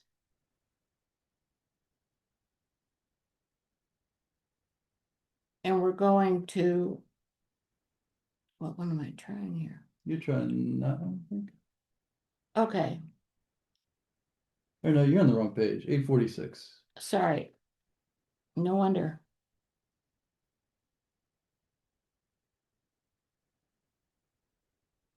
You're doing 13. Okay. Yeah, 13. Ready? This one isn't so bad. X minus 5 squared plus y minus 3 squared equals 16. So the center is going to be at 5, 3. The radius is going to be 4. The diameter will be B8. Sounds like bingo. Everybody see that one? Oh, good. Everybody good here with this one? Thanks, Sailor. Okay, we still have to go a little bit more with this. We covered the basics. And again, I apologize to those of you who had never seen this before. So let's go to the next part, which isn't too bad. So when we have to get the center of the circle, this is easy. We just average the x's and average the y's. So we'll just have 2 plus 4 over 2. So that the center is 3. 3 plus 5 over 2. This makes sense. That'll be 4. So the center of the circle will be 3, 4. So that's the same midpoint formula they've had for forever. Yeah. I know they haven't done geometry in a while, but Okay. So that's pretty easy. Now, this is where it gets a little hairy. Oh. Okay, so Jim likes the distance formula, but I like to draw the triangle. so either way, you have to use the Pythagorean theorem for this. Right. And the distance formula is the Pythagorean theorem. Right. That's why it works. But I like So to she see likes it. to draw a picture. I like to use the distance formula, so you can do it either way. So let me draw my picture.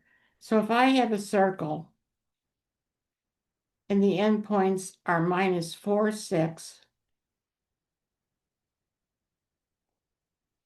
and the other end point is minus 8, 10. Minus 8, 10. So she can make a right triangle, basically. I'm making a right triangle, which is what this is, but with negative signs, that confuses me. So the math will be identical either way you do it. So from -8 to a -4, this will be 4. From 10 to 6, that'll be 4. And so I'm just going to do 4 squared plus 4 squared is c squared. 8 plus 8 is 16. Well, you get 32, right? 16 plus 6. Yeah, 2 times 16, which is 32. So take the square root of both of these. So that's square root of 16 times the square root of 2. And next week when we do the triangle lesson, this law. So that's just going to be 4 square roots of 2. That's the diameter. They want the radius. They want the radius, so that I have to divide by 2. And so that one will be 2 square roots of 2, right?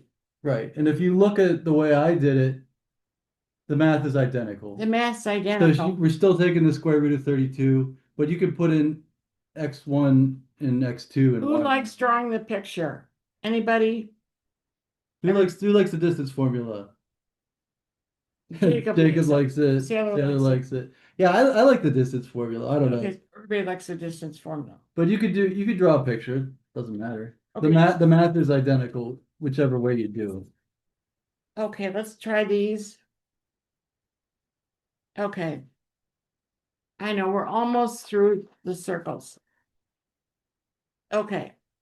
What is the equation of the circle? This way, so we know it's going to be x minus 3 squared plus y plus 2 squared, because it's a minus.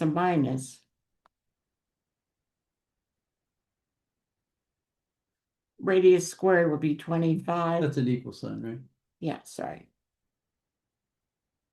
So that's beginning to look like answer choice C. Everybody okay with that one? Good. Dominic, you're good? Thank you. Go to the other end of the world. Oh. Jacob's good. Julia, you're good with that? And Sailor. Okay, let's try this one. So the equation of a circle with a center of -2, 4. So that'll be an x plus 2 squared. It's cruel they don't give you this formula. Plus y minus 4 squared. And they're hoping you mess this up. Square root of 10 squared. The squared eliminates the radical. So it's beginning to look a lot like C. So this was good, Jacob. Julia? Yeah. Sailor? Good. And Katie, honey? Good. Keller? Dominic? And Logan? Oh, good. Okay, number 3. And if you've had this before, we're going to get into some hard things just in a second. So Keller, it's okay. We're going to challenge you too. A circle has a diameter with these endpoints. So we just have to average the x's and average the y's.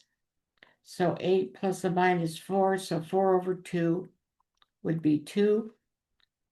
1 plus 10 over 2, 11 over 2 is 5.5. So this will be 2, 5.5. Good with that one? Here's a harder one. Here's a little bit harder one, but not that bad. So we know What's the center of this the circle? center of this circle has to be 0, 0. So that's just the origin. Right. So I'm putting the center at 0, 0, and there's a point that's 3 over. What's the radius? We'll get to it in a second. Okay. 3, 4. So next week we're going to do this a lot. We'll have a 3, 4, 5 triangle. So that was the radius of her circle. So draw your circle now that we got it, right? yeah. Okay.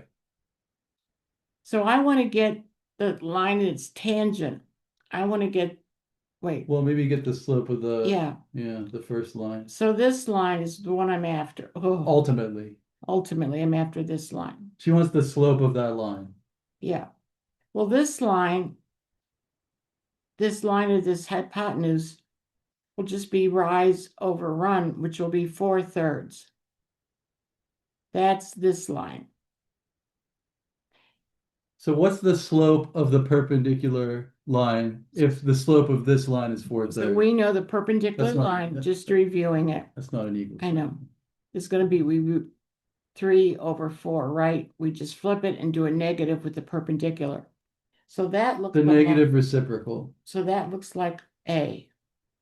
That's the only minus 3/4 that we have, right? Yeah, it's the only negative 3/4 we have. So let me see. Keller, you see this one? Good. Dominic? I can do it again. Katie sees it. Logan? Wait, I didn't see Logan.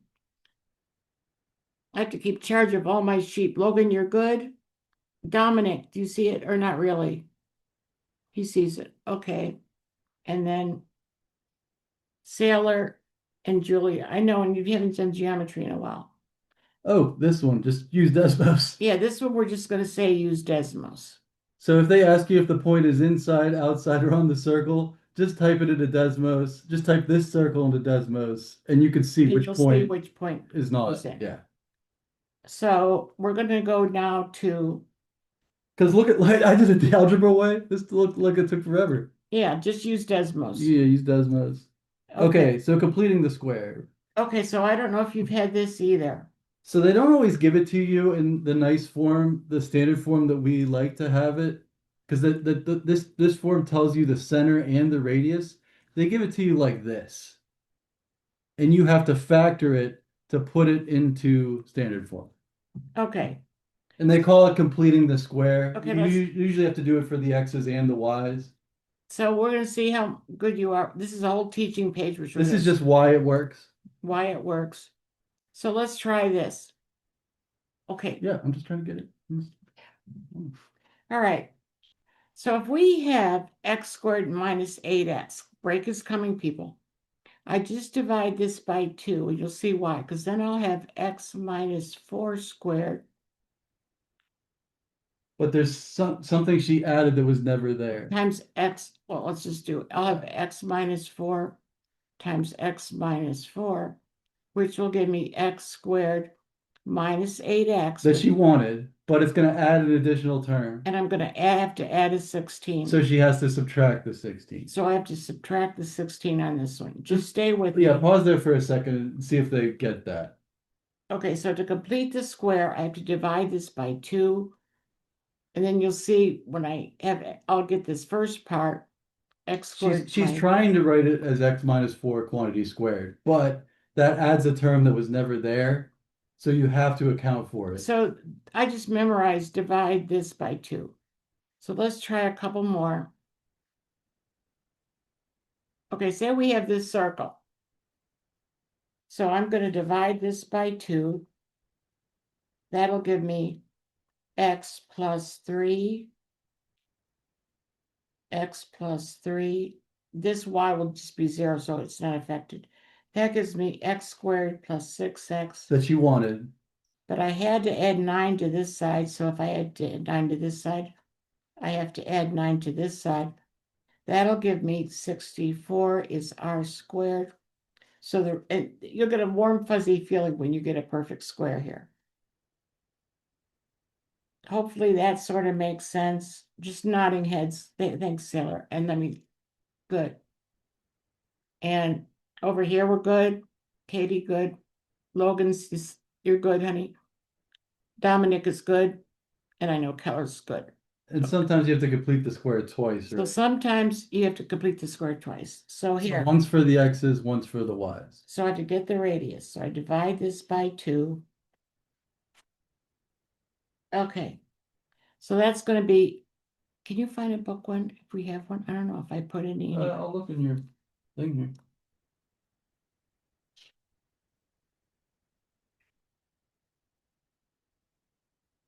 So that'll be x squared plus 8x plus 16. That's a new thing. Y squared plus 10y plus 25. So I have to add a 16 and a 25 to 8. That's gonna give me 49. I'm gonna get a warm fuzzy feeling because the radius is gonna be 7. I have one whenever you want it. Just like this, sort of, Yeah, in the book? yeah, it's 376, number 20. Okay. Okay, so we're gonna go through the book. We're almost done, almost at the break. You're like, thank God. Okay. New document. Why is that not doing? Okay. Okay, the page number we're gonna try, it's a hard one, 396. 376. Sorry. 376, number 20. 20. So it's in a module 2. Higher difficulty. Yikes. Yikes. Had to put some emotion into this. Thank you guys for sticking with me. What did I say? 376? Yeah. Okay.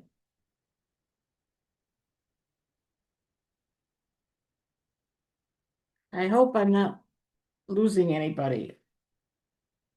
So we're way in the end zone here.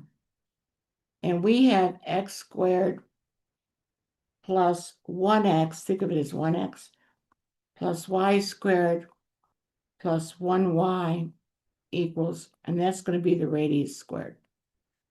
So I couldn't put this in Desmos, could I? It would graph it, but it would still be, you'd still have to do a little work to figure out what the radius is. Yeah. So let's say we divide this by 2. So we'll have x plus 1/2 squared plus y plus 1/2 squared.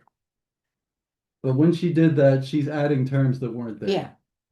So I'm going to get, when I FOIL this, I'll get x squared plus the 1x I want plus 1/4. That was never there. There was never, that's new.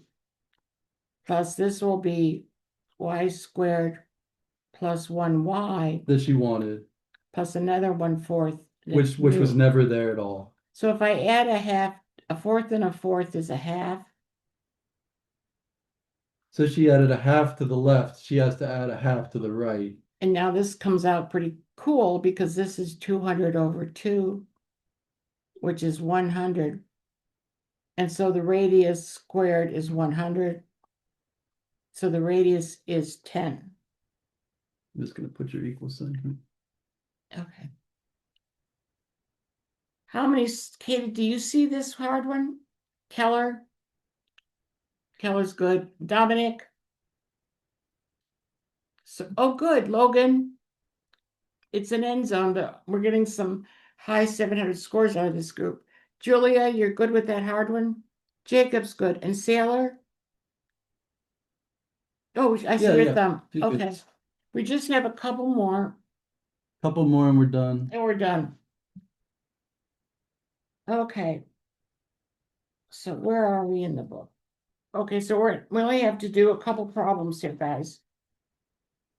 But there's going to be one of these on the test. So let's look at this one.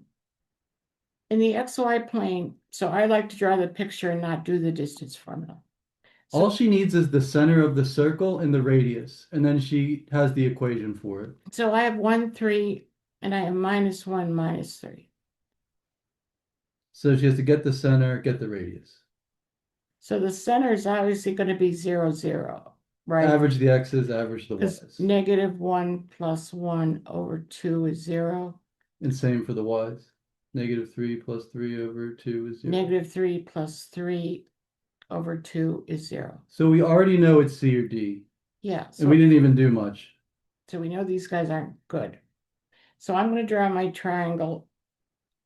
So I know from a -1 to 1 is 2. And from -3 to 3 is 6.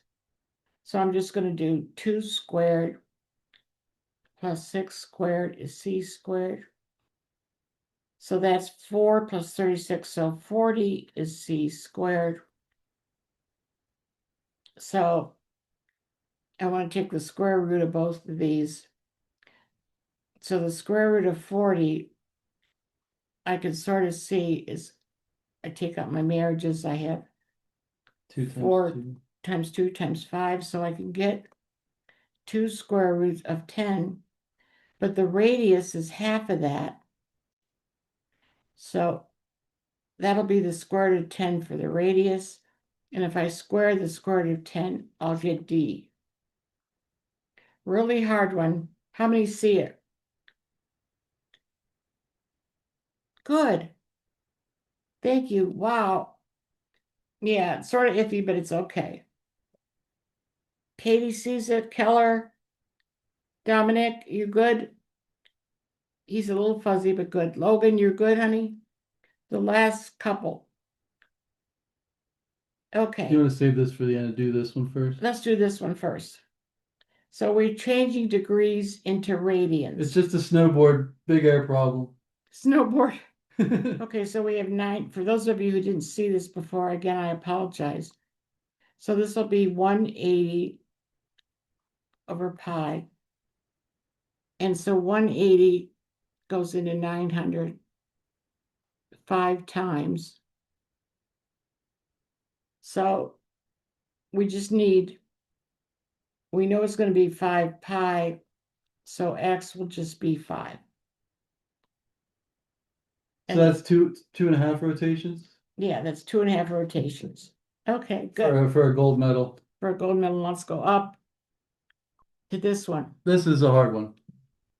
Brutal, but if you get the center, You're always trying to find the center and the radius, because then you have the equation for the circle. and you can put it on Desmos if you get the equation. Right. So we have to average -6 and -2. This is a very difficult one. We're ending with this.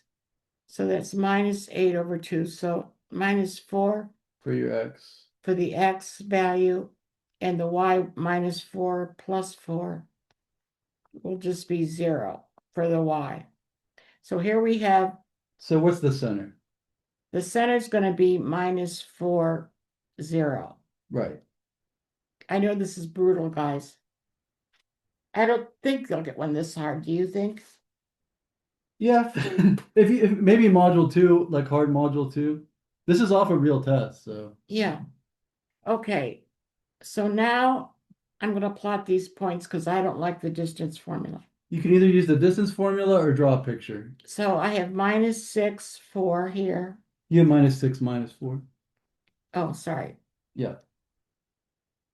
So you're like down here. Yeah. So I have -6, -4 is one endpoint, And you have -2, 4 is your other one. -2, 4. I'm Right. trying So to, draw a right triangle. yeah, but You need to go through that -4 somehow, but it doesn't, your picture is a little off, I think. so Like you're trying to go like this. yeah, Like you're trying to go through -2, 0, but your picture yeah. is a little rough.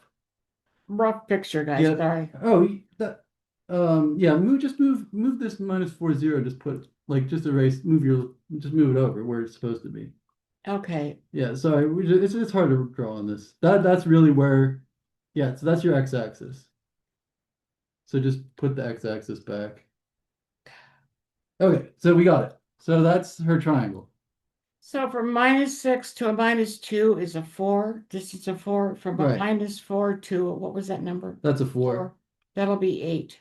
Right. So now I have my equation. Well, so now she has to get that diameter to get the I radius. have to get the radius. So 8 squared plus 4 squared. Yeah, I'm sorry, guys. This is brutal.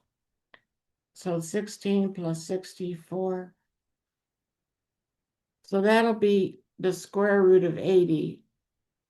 Yeah, so the square root of 80 is her diameter. That's my diameter. You could use the distance formula too. Square root of 8. Yeah, okay. So I take the square root of both sides. So the square root of 80. It's 4 square roots of 5. Yeah, but so if I do my marriages, I'll have 10 times 8. So 2 2s will come out. So I'll have 4 square roots of 5. Right. That's my diameter. So I need the radius, which will be 2 square roots of 5. Right.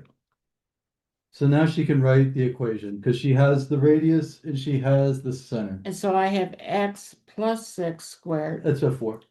Oh, sorry, my center was Yeah, x plus 4 quantity squared. negative 40. So it's Right. x plus 4 plus equals, what was that? Okay, it's this. It's 2 squared. square roots of 5 squared. Yeah, Everything's squared. Yeah. okay. So now So 2 square roots of 5 I want to put is 0. just 4 times 5 when you square everything. Yeah. So that's 20. I'm putting, Well, yeah, just rewrite your circle now that we have it. X plus 4 quantity squared plus y squared equals 20. so if I square this, I'll get 4 times 5, which is 20. Yeah. So now she has the circle. So I just want to put 0 in for x. Right. So that'll give me Get you some room. 4 squared. Plus y squared is 20. So subtract 16 from both sides. Y squared equals 4. Y squared is 4, so y just has to be 2. It's plus 2 because even though we hit the circle in 2 points, they want the positive one. And once you get the equation, you could just put it in Desmos and see that the radius is 2. So you're going to Yeah, have a you could put great it into life. you could put it into Desmos and then put in x equals like you put the circle formula into Desmos, put x equals 0 into Desmos, and it'll show that it hits the circle at 2 and -2 because it's a vertical line. So does that sort of make sense? And we want the positive one. Keller, good? That'd be the hardest, like that's a hard one. Yeah, Dominic, you're good? Yeah, I'm gonna put this up so you can tell them to take a break. Okay, Logan, you're good? Sort of. Okay, let me go to this group. Tell them take a break. Back, Jacob's good. Julia's good. Sailor, take a we break did a back lot. back at 7:40. Back at 7:40. So go get something to eat. Take a break, guys. Okay.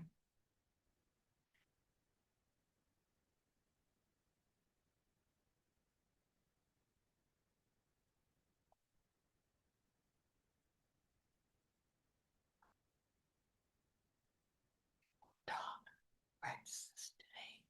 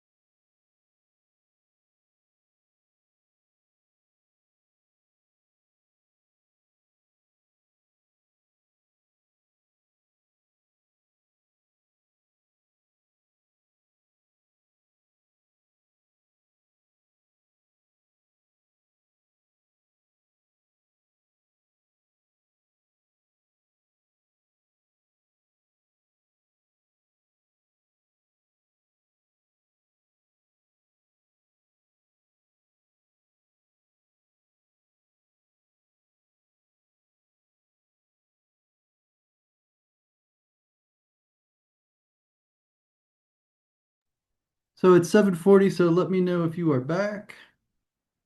I'm looking at the scribblings of a madwoman here. I'm gonna close this. Hey everybody. Oh, hey Sailor. Okay. So we're gonna do our final grammar packet today. We're gonna do grammar three. You can find that. We'll pull it up. Hey Julia. Let's see who else is back. Keller's back. What's up? We're doing grammar three. We're gonna do tense and a few other things. All right. Dominic's back. Silas is back. Logan is back. Katie's back. All right. Everyone's back pretty much. All right. So find your grammar three. All right. Okay. So I think we're just going to get started because a lot of this is going to be review. I'm sure they talk about tense in English, like a middle school English class. So tense just indicates when something happens. It is on the SAT though. In English, there are six commonly used tenses. You guys hear me okay? Okay. All right. So we have simple tenses and then we have perfect tenses. The simple ones are just as they sound, they're easy. So present tense and past tense are formed just by changing the verb. The other tenses involve helping verbs. These are forms of be, may, shall, will, has, have, had, can, do, must, and ought. Yep. So grammar three for you who are just coming in. We're doing grammar three. All right. So let's start with the simple ones because they are as they sound. They're simple. There is simple present, simple past, and simple future. So here is simple present tense. Matthew buys a laptop. This means this is happening now. Matthew is at Best Buy or wherever he's buying a laptop. We can tell that this is happening now just because of the verb. So that's present tense, pretty easy. We also have simple past. Morgan defeated her opponent in checkers. I could tell that this happened before now just because of the verb. That's a past tense verb, simple past, so pretty easy.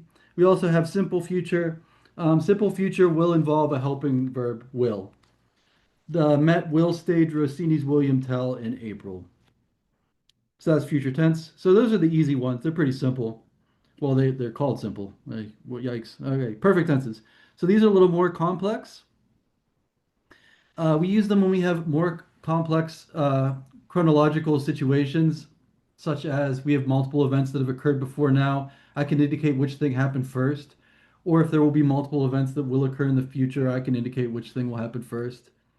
All right, so the perfect tenses are present perfect, past perfect, and future perfect. So we'll start with present perfect tense. Here, so we form the present perfect by using the past participle and the helping verb has or have. And this is to indicate that something has happened before now and it continues to this day. So here is our example. I have worked as a pharmacist for many years. So we use our helping verb have and the past participle worked. And here's the past perfect. So this indicates that the person is still a pharmacist. So that's the whole point of the past perfect. I could tell you that something has happened before today and it continues to this day. That's the present perfect. We have the past perfect. We use the past perfect when we have multiple events that have occurred in the past, and I can indicate which thing happened first. That is the reason we use the past perfect. So it is formed with the past participle and the helping verb had. So here is the past perfect. I had finished cleaning when the power went out. Which thing happened first? Was it the finishing of the cleaning or was it the power going out? I can tell that the finishing of the cleaning technically happened first. So that's the whole point of the past perfect. It just indicates what happened first in the past. All right, then we also have future perfect. Okay, so I can discuss multiple events that will occur in the future, and I can indicate which thing will happen first. We use the helping verbs will and have. Martin will have been 40 for 6 months by the time of his wedding anniversary. So which thing will happen first? Will being 40 for 6 months happen first, or will the wedding anniversary happen first? Technically, I can tell that being 40 for 6 months will happen first by the time of the wedding anniversary. So that's the reason we use the future perfect. I can just indicate which thing will happen first in the future. All right. So we're going to fix some of these. Don't worry about rewriting the whole sentence. You probably just have to change a word or something like that. I think we'll just do them together in the interest of time, but they all have tense problems. So maybe a sentence starts, at a certain tense, but it ends up in a different tense. That's usually what's happening here.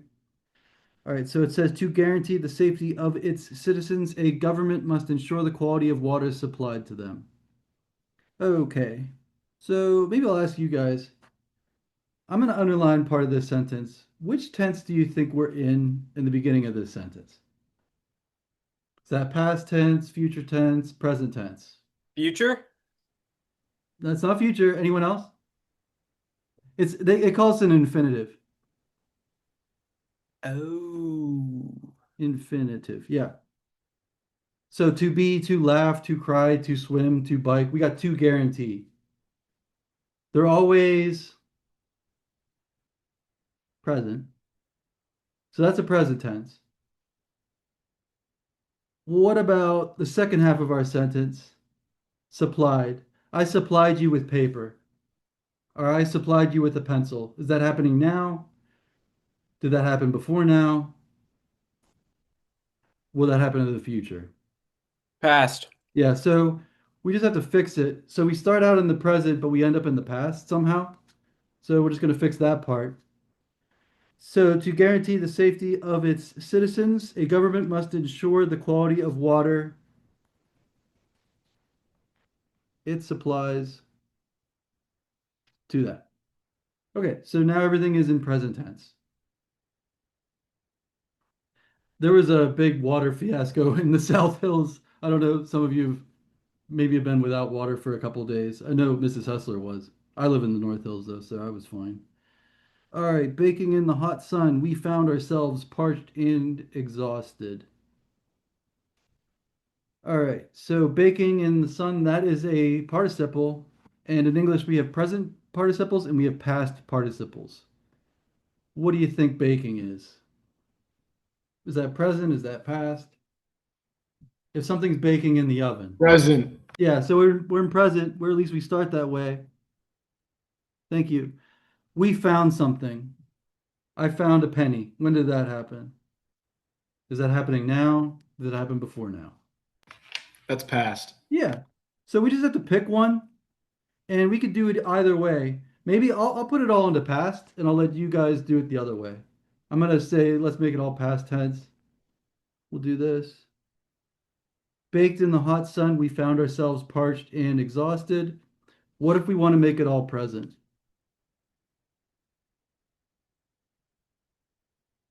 So You that's say fine. find? Yep, exactly. So now it's happening now. We find ourselves parched and exhausted. All right, as soon as you had left the room, I had beat the game. So we're in the past perfect. We have multiple events that have occurred before now. We have the leaving of the room and the beating of the game. Which happened first? Technically, it's the leaving of the room. Um, but what should this verb be? What's the past perfect form of that verb? It's not I Beaten. had beat the game. It would be, Beaten. yep. All right, so that's past perfect. All right, this next one. If I had $1 million, I would go where I wanted. So this one has a couple problems. And the first thing is it's not even a tense that I'm worried about here. It's a mood. They call it the subjunctive. And we definitely need the subjunctive here because it is not the case that I have $1 million. We just use the subjunctive whenever there is a hope, a wish, a dream, a desire, anything that is not factually true. Had is past tense.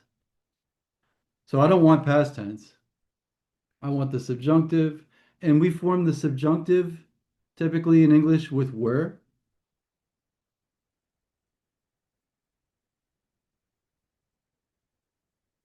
All right, there's the first half of our sentence. Sorry, it's supposed to be have. It's hard to write on this. If I were to have $1 million, I would go where? This is past. If I wanted something, that's past tense. I mean, maybe you could say want, but I think I prefer like. If I were to have $1 million, I would go where I like.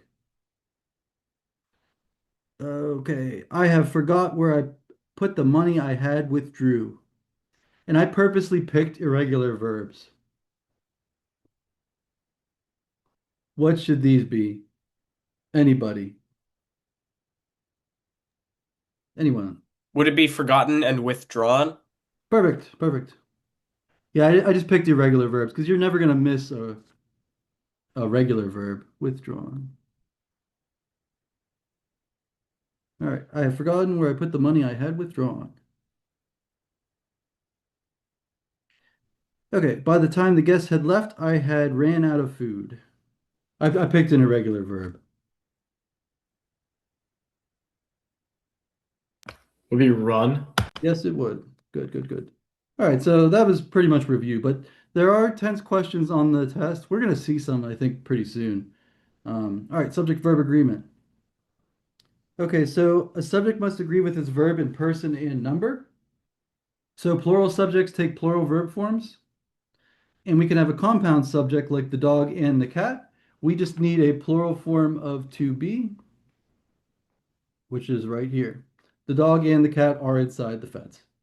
So because our subject is plural, the verb is a plural verb form. What if we have two singular entities joined by nor?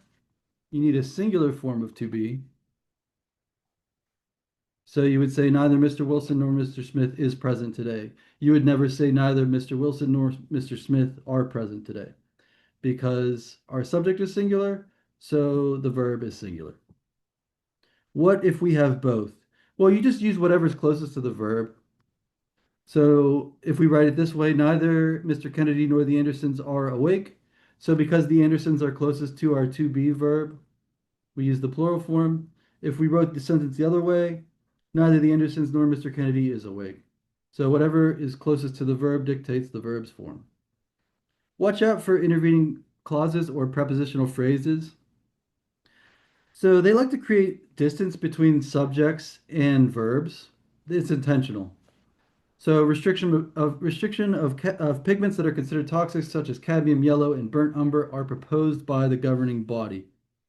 They love to create space here. Just cross it off, at least mentally. Or realize that restriction is my subject and restriction is singular. So how do I have a plural form of to be here? We can't. So it would actually be is. So just read it like this. Restriction are proposed by the governing body. That sounds funny. Its restriction is proposed by the governing body. Once I'm happy with everything, I can add the prepositional phrase back. That's all to create space. They're trying to trick you into thinking that pigments are the subject or something that is plural is the subject, but it's not, it's restriction. All right, so we're just going to fix some of these together. All right, is my subject singular or plural? That's all I'm really thinking. Neither the issue of voter fraud nor the miscounting of votes found plural possessive pronoun their way to the Senate floor. We're going to fix it. What should this be? Anybody just shout it out. We What need is find? found. We need a singular possessive pronoun, which would be that. Oh, that makes a lot more sense than what I said. Oh, that's fine. We'll do some more. So I like just crossing off the prepositional phrases because then you see how wacky these sound. The recent deep sea discovery have fascinated scientists. That sounded crazy. So that must have been singular. We'll put it all back. The recent deep sea discovery of the prokaryotic microbes with eukaryote-like genes has fascinated scientists worldwide. They're trying to make you think that the subject are the microbes or the genes, something that's plural, but it's not. What about this one? What is the subject of number three? I'm just trying to think about it. Is it singular or plural? Every sentence has a subject. It's always the Is it doer. social norms? It's not. Good guess though. It's the subject is always the doer of the action. Anybody else? Every sentence has a subject. We could try my crossing off method too. Would it be, sorry, Yeah, go ahead. would it be the understanding, the new Yeah, understanding? understanding. Is understanding singular or plural? Singular, I think. Yep, you're right. Or we could just do that. Would you ever? What? I crossed off too much. Sorry. What about this? New understanding are inspired by the work of modern sociologists. That sounds funny. New understanding is inspired by the work of modern sociologists. They're trying to make you think the mores or the folkways, something plural is the subject, but it's singular. All right. And then the last one, I'm going to do it the same way we have been doing it.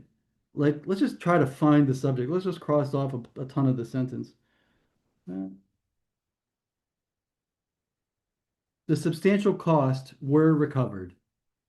Cost was singular, was recovered. All right, now that I'm happy with it, we'll put all the words back. The substantial cost the company had to invest in computer processing and expanded networks was recovered by the greater influx of online orders. They just try to create these huge sentences that are like 30 words long, and they're trying to create space between cost and was. You know what I mean? They're trying to trip you up. All right, next thing, parallel structure. All right, so we like to have parallel structure with regard to certain things in English. It just makes your writing easier to understand and better. We like to have parallel structure when it comes to verb forms. So if you're using ing forms, these gerund forms or present participle forms, you can just stick with the ing forms. And if you're using infinitives, just use infinitives. So just pick one. So you would never say Tom likes backpacking, fishing, and to surf. You would just say Tom likes backpacking, fishing, and surfing. Tom likes to backpack, fish, and surf. Just pick either infinitive or pick um, the ing form. All right. We like to have parallel structure when we have adverbs and prepositions. We expect you to arrive, verb number one, punctually, adverb number one, work, verb number two, skillfully, adverb number two, then leave, verb number three, prepositional phrase at a consistent time. Horrible, right? Let's just fix it. We expect you to arrive punctually, work skillfully, and leave consistently. Sounds so much better. So just maintain the verb adverb form in that situation. We'd like to have parallel structure when we have clauses. Kelly told the babysitter that Megan must study, that Jack must clean, and to all take showers. We could improve that. We can make a parallel. We could say Kelly told the babysitter that Megan must study, Jack must clean, and all must shower. Parallel structure. Oh, with lists. So we saw colons before in another grammar lesson, and the main reason you'll ever see a colon is when you have a list. Like here, we have a list. Today we had quite the breakfast. Fruit, noun. French toast, noun. And pancakes. Passive voice were also made for us. Ah, it's horrible, right? Just get rid of it. We just want nouns. Today we had quite the breakfast, fruit, French toast, and pancakes. Sounds so much better. And we eliminated the passive voice, which is also good. All right, we're just going to do these ones together because I want to get to the SAT questions. The commentary after the televised debate was insightful. Adjective. Thorough. Adjective. And kept us engaged. How do we make it parallel? Anybody, you can just shout it out. We just need an adjective.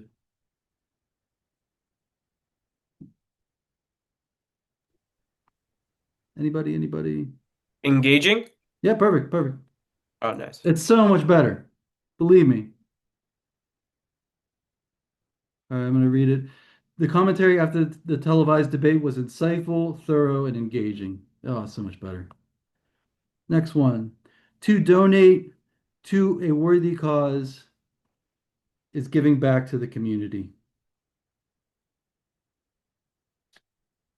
We got to make it parallel. Either way, there's two ways we could do this one. We could pick the infinitive verb form for everything, or we could do it the other way.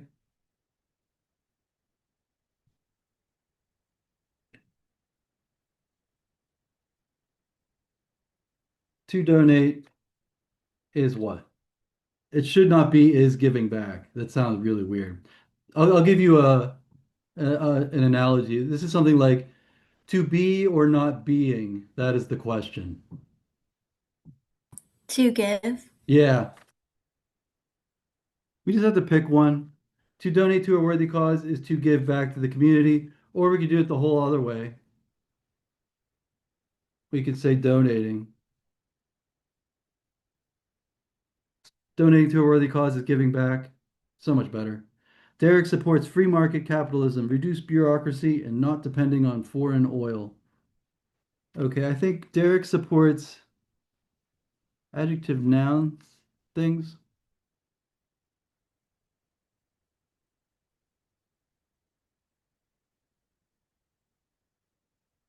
I'm gonna cheat a little bit and hyphenate something.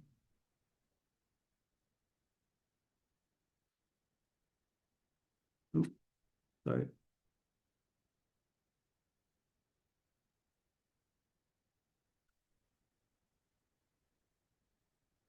Derek supports free market capitalism, reduced bureaucracy, and foreign oil independence. Okay. Next, we have misplaced modifiers. They also call these dangling participles sometimes.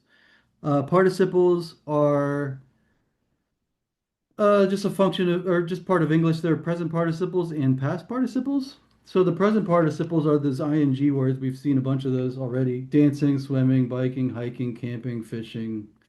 But we also have past participles written, spoken, whispered. So those are some past participles. And they can act as modifiers in a sentence. And dangling a participle is when it's modifying the incorrect part of your sentence.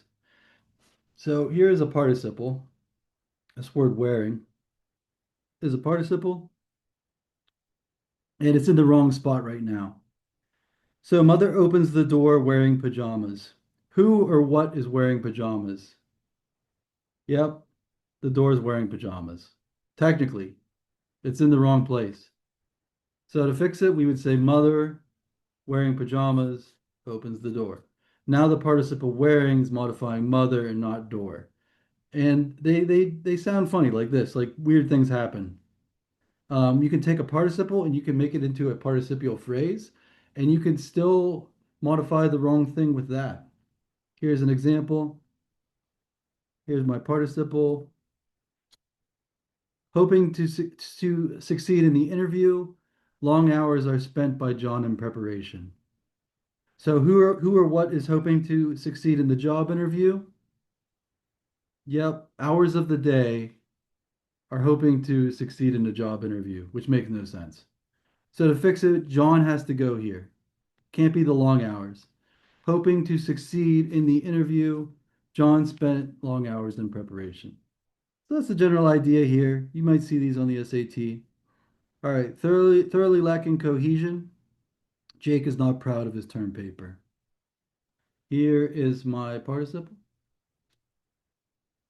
Okay. If Jake thoroughly lacks cohesion, that's bad, right? Jake is a puddle of goo. Still can't be Jake here. It has to be the paper. So, yeah, Jake's paper is inadequate. The paper has to go here. Thoroughly lacking cohesion. I mean, I guess you could say Jake's paper brings him no pride. That sounds a little weird to me. But the paper, it can't be Jake. I'd probably just say the paper needs some work or it's inadequate. Written in stone, that's a past participle. Written in stone. The Babylonian king Hammurabi. included in his legal code the presumption of innocence? Can a king be written in stone? Of course not. Written in stone. Make it the code. The code of Hammurabi. Written in stone, the code of Hammurabi included within it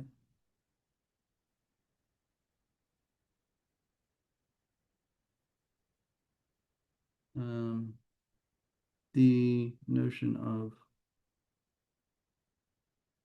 a presumption of innocence. Written in stone, the code of Hammurabi included within it the notion of a presumption of innocence. All right, last one. Endangered, the diminishing numbers of giant pandas caused Trina to feel concern. Okay, so this is interesting too, because this is a double negative. Like, in math, if you multiply two negative numbers, you get a positive.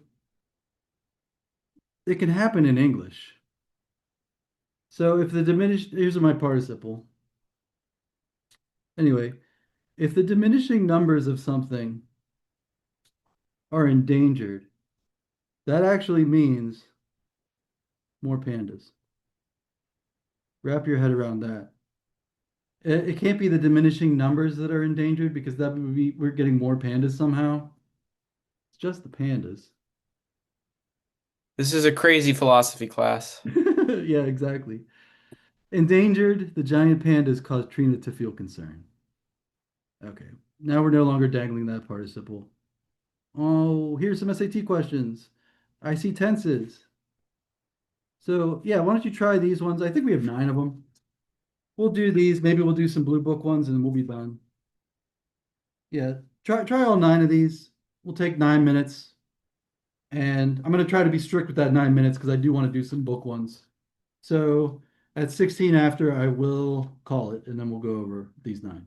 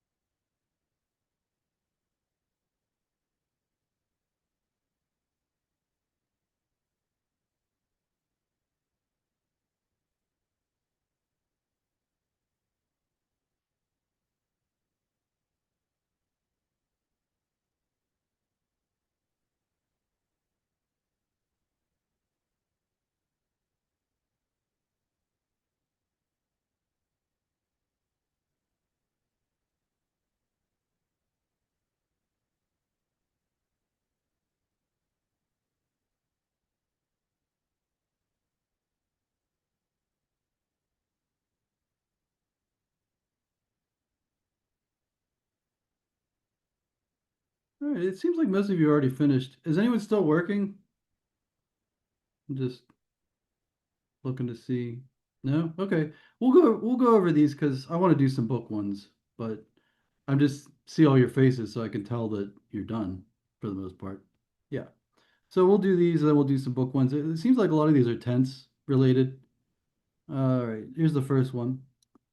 An art installation at the Smithsonian presents the collaboration between two free African American artists who worked in Cincinnati, Ohio from approximately 1845 to 1855. Photographer J.P. Ball and landscape painter Robert S. Duncanson. Ball employed Duncanson to hand tint his photographs. Although Ball blanked African Americans, such as Frederick Douglass, this exhibition highlights the frequency with which white families and individuals patronized Ball. Okay, so we're talking about the past, so we probably need a past tense. And we also need the same verb form as this one, patronized, and we need simple past. I'm going to read the corrected version. Although Ball photographed African Americans, such as Douglas, this exhibition highlights the frequency with which white families and individuals patronized Ball. So we can't be in present tense. Just makes no sense. Okay, next one. What tense are we in? The global mean water level in the world's oceans rose 0.14 inches per year in these years, which was 2.5 times the average rate of 0.06 inches per year throughout most of the 20th century. The IPCC has projected that by the end of this century, global sea levels blank an estimated 12 to 43 inches, depending on different emission scenarios.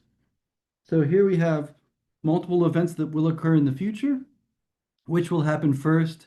Will the ending of the century happen first, will the rising of the sea levels happen first? I could tell that the rising of the sea levels will happen first, so I need the future perfect. The IPCC has projected that by the end of this century, global sea levels will have risen an estimated 12 to 43 inches. Number three, chronic wasting disease is a transmissible spongiform encephalopathy known to only infect members of the cervid family, caused by that's a participle. I'll highlight it. Caused by misfolded proteins called prions, blank, highly contagious, and always fatal. Can members of the cervid family be caused by misfolded proteins? Nope. Only the disease can be, which is C. Caused by misfolded proteins called prions, the disease is highly contagious and always fatal. All right, CRISPR consists of two components, the Cas9 enzyme that can cut a sequence of DNA and a guide RNA that interprets the sequence of DNA to be modified. Researchers hope to use CRISPR to cure congenital diseases. So that is a present infinitive subjunctive mood because it's a hope. Number 5. Okay, another tense question. Alma Thomas was successful as an African American female artist in spite of the segregation and discrimination prevalent during her time period. Right. In the mid 60s, she blank a unique painting style characterized by vivid colors and intricate patterns. We have present, we have simple past, we have future, and we have future perfect. And of course, we're talking about the past, so we need the past. Simple past. She developed a unique painting style characterized by vivid colors and intricate patterns. Number 6. Okay. In 1953, Stanley Miller and Harold Urey subjected a mixture of inorganic compounds to an electrical arc and witnessed the formation of amino acids. Here's a participle. Utilizing methane, ammonia, hydrogen, and water. Blank demonstrated the conditions present in a prebiotic Earth atmosphere could permit the synthesis of complex organic compounds from inorganic precursors. So the only thing that could be a utilizer, it's plural, the only utilizers in our sentence would be the scientists. So utilizing these compounds, the scientists demonstrated that these conditions could permit this to happen. Number 7. All right. As an undergraduate student at Yale, Maya Lin was chosen to design the Vietnam Veterans Memorial to be constructed on the National Mall. Composed, that's a past participle. Composed of two adjoining black granite walls. Blank the names of 58,320 soldiers who died or remained missing as a result of the Vietnam War. Can Maya Lin, who's a person, be composed of two adjoining black granite walls? I don't think so. Only the memorial can, right? Which would be B. All right. That one was B. 8. Another tense question. Deltas are born out of the interaction between rivers and oceans. As the river merges with the calmer marine environment, the river loses its velocity and deposits its sediment. Subject verb agreement. All right, last one. The ancient Romans, and we'll do some book ones and we'll be done by 8:30, I promise. The ancient Romans enhanced the strength of concrete by mixing volcanic ash with lime, producing a very durable material. Roman structures such as the Colosseum. All right, we need present perfect because something happened before now and it continues to this day. All right, so these structures have withstood centuries of exposure to the elements and many are still standing today. I'm going to give you a page number. We're going to do some book ones, and I promise we'll be done on time. I just want to do a couple. I'm not going to go crazy. Let's go to page 1056. So find this page. I'm going to bring it up while you guys are looking for it. Bring it up on the screen.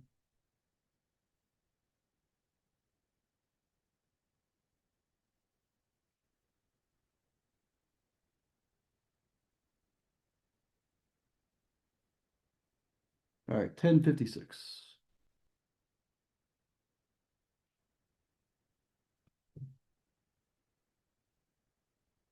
Okay, here we are. I want to do 15. We're just going to do a couple of these. We're just going to pick and choose. This is page 1056. All right, we're going to do one. All right. We're just going to do a couple together because we only have 9 minutes.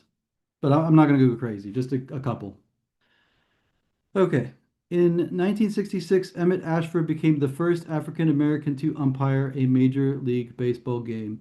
His energetic gestures announcing when a player had struck out and his habit of barreling after a hit ball to see if it would land out of blank transformed the traditionally solemn umpire role into a dynamic one. I want you to try the stutter strategy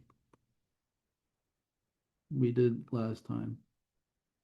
Or maybe I'll just try it. I'm going to read a comma here. Let's see if this, I'm going to pause after bounds.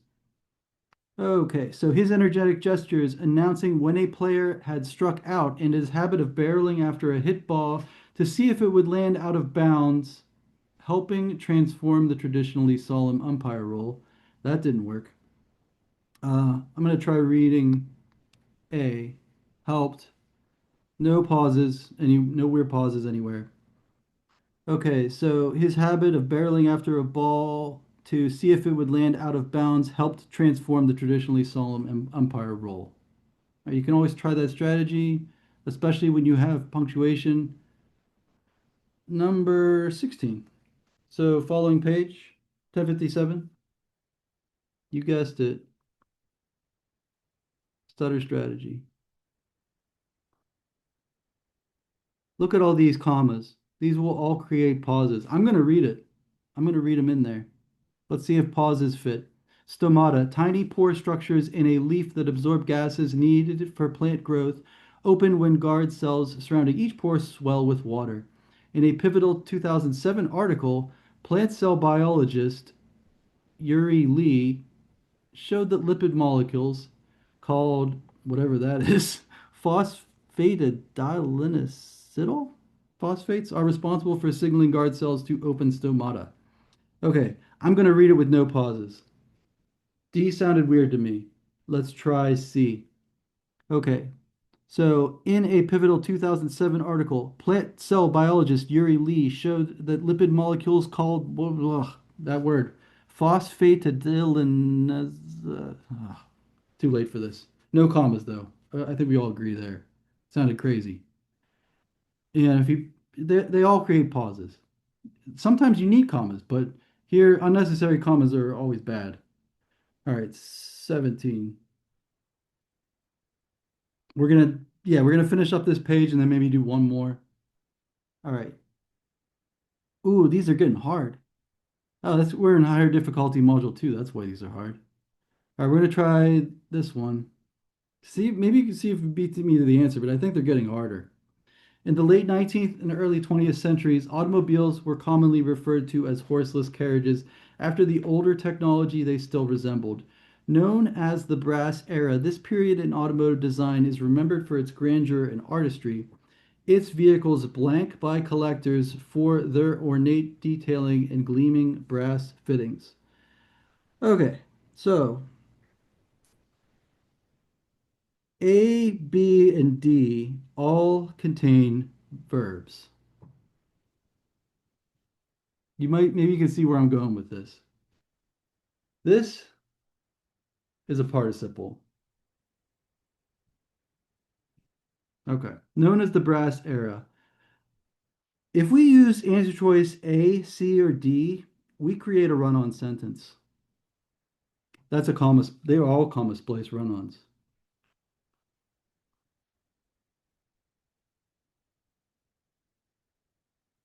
A, B, and D, since they all contain verbs, they would all make a second independent clause.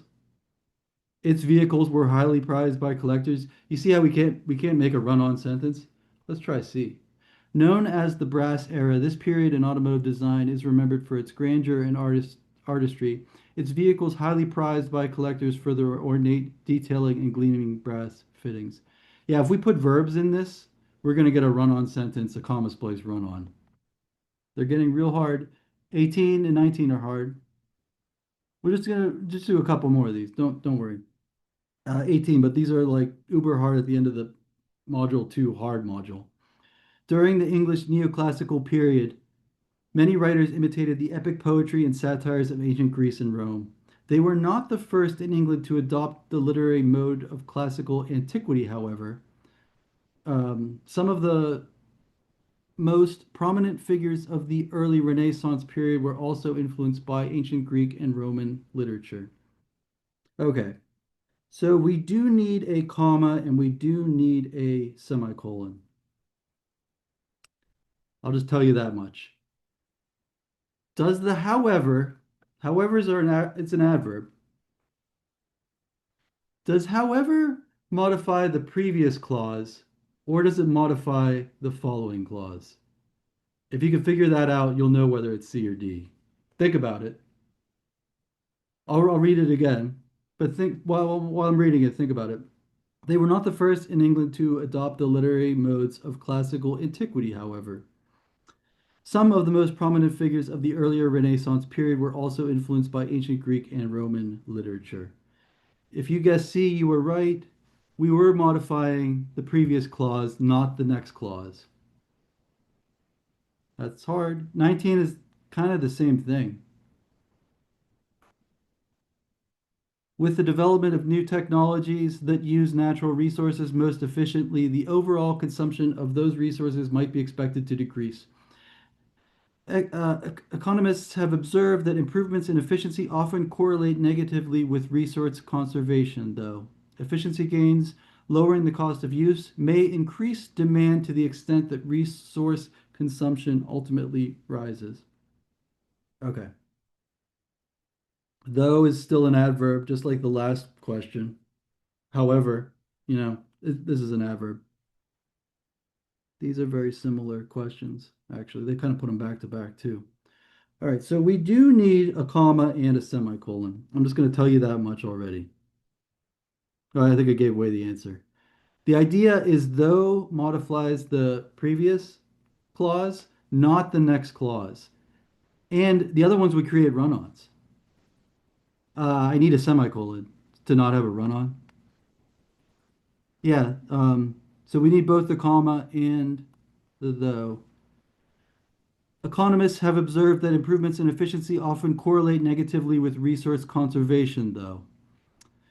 Efficiency gains, this is just a non-essential clause, lowering the cost of use. That's just a non-essential clause. I could scoop that out. Efficiency gains may increase demand to the extent that resource consumption ultimately rises. So I need a semicolon there because I have two independent clauses. I have to join them in a way that's legal. One final one. We'll be done on time. We're just going to do number 20. This is what we did today. This is tense. All right, the ghazal, a poetic form originating in 7th century Arabic poetry, has an intricate structure. The 20th century Kashmiri American poet Aga Shahid Ali explains that each one of the ghazal's couplets, while adhering to the patterns of rhyme and refrain established in the poem's opening lines, blank thematically and logically autonomous, resulting in a poem with a stringently formal disunity. So it's subject-verb agreement. Each one means singular. What's the singular form of to be? It would be is. All right. So so each one of the Ghazal's couplets is thematically and logically autonomous, singular. Each means it's singular. Each one of a Ghazal's couplets each is one. All right, we're done on time. Okay, so thank you all for being such great hard workers, and thank you for those of you who have shared your recent scores with us. The improvements are just astounding us, and it's blowing us away. So we're very happy. That's all I have. I'm not going to keep us. So everyone have a great weekend. We'll see you next Wednesday. See you guys. Adios.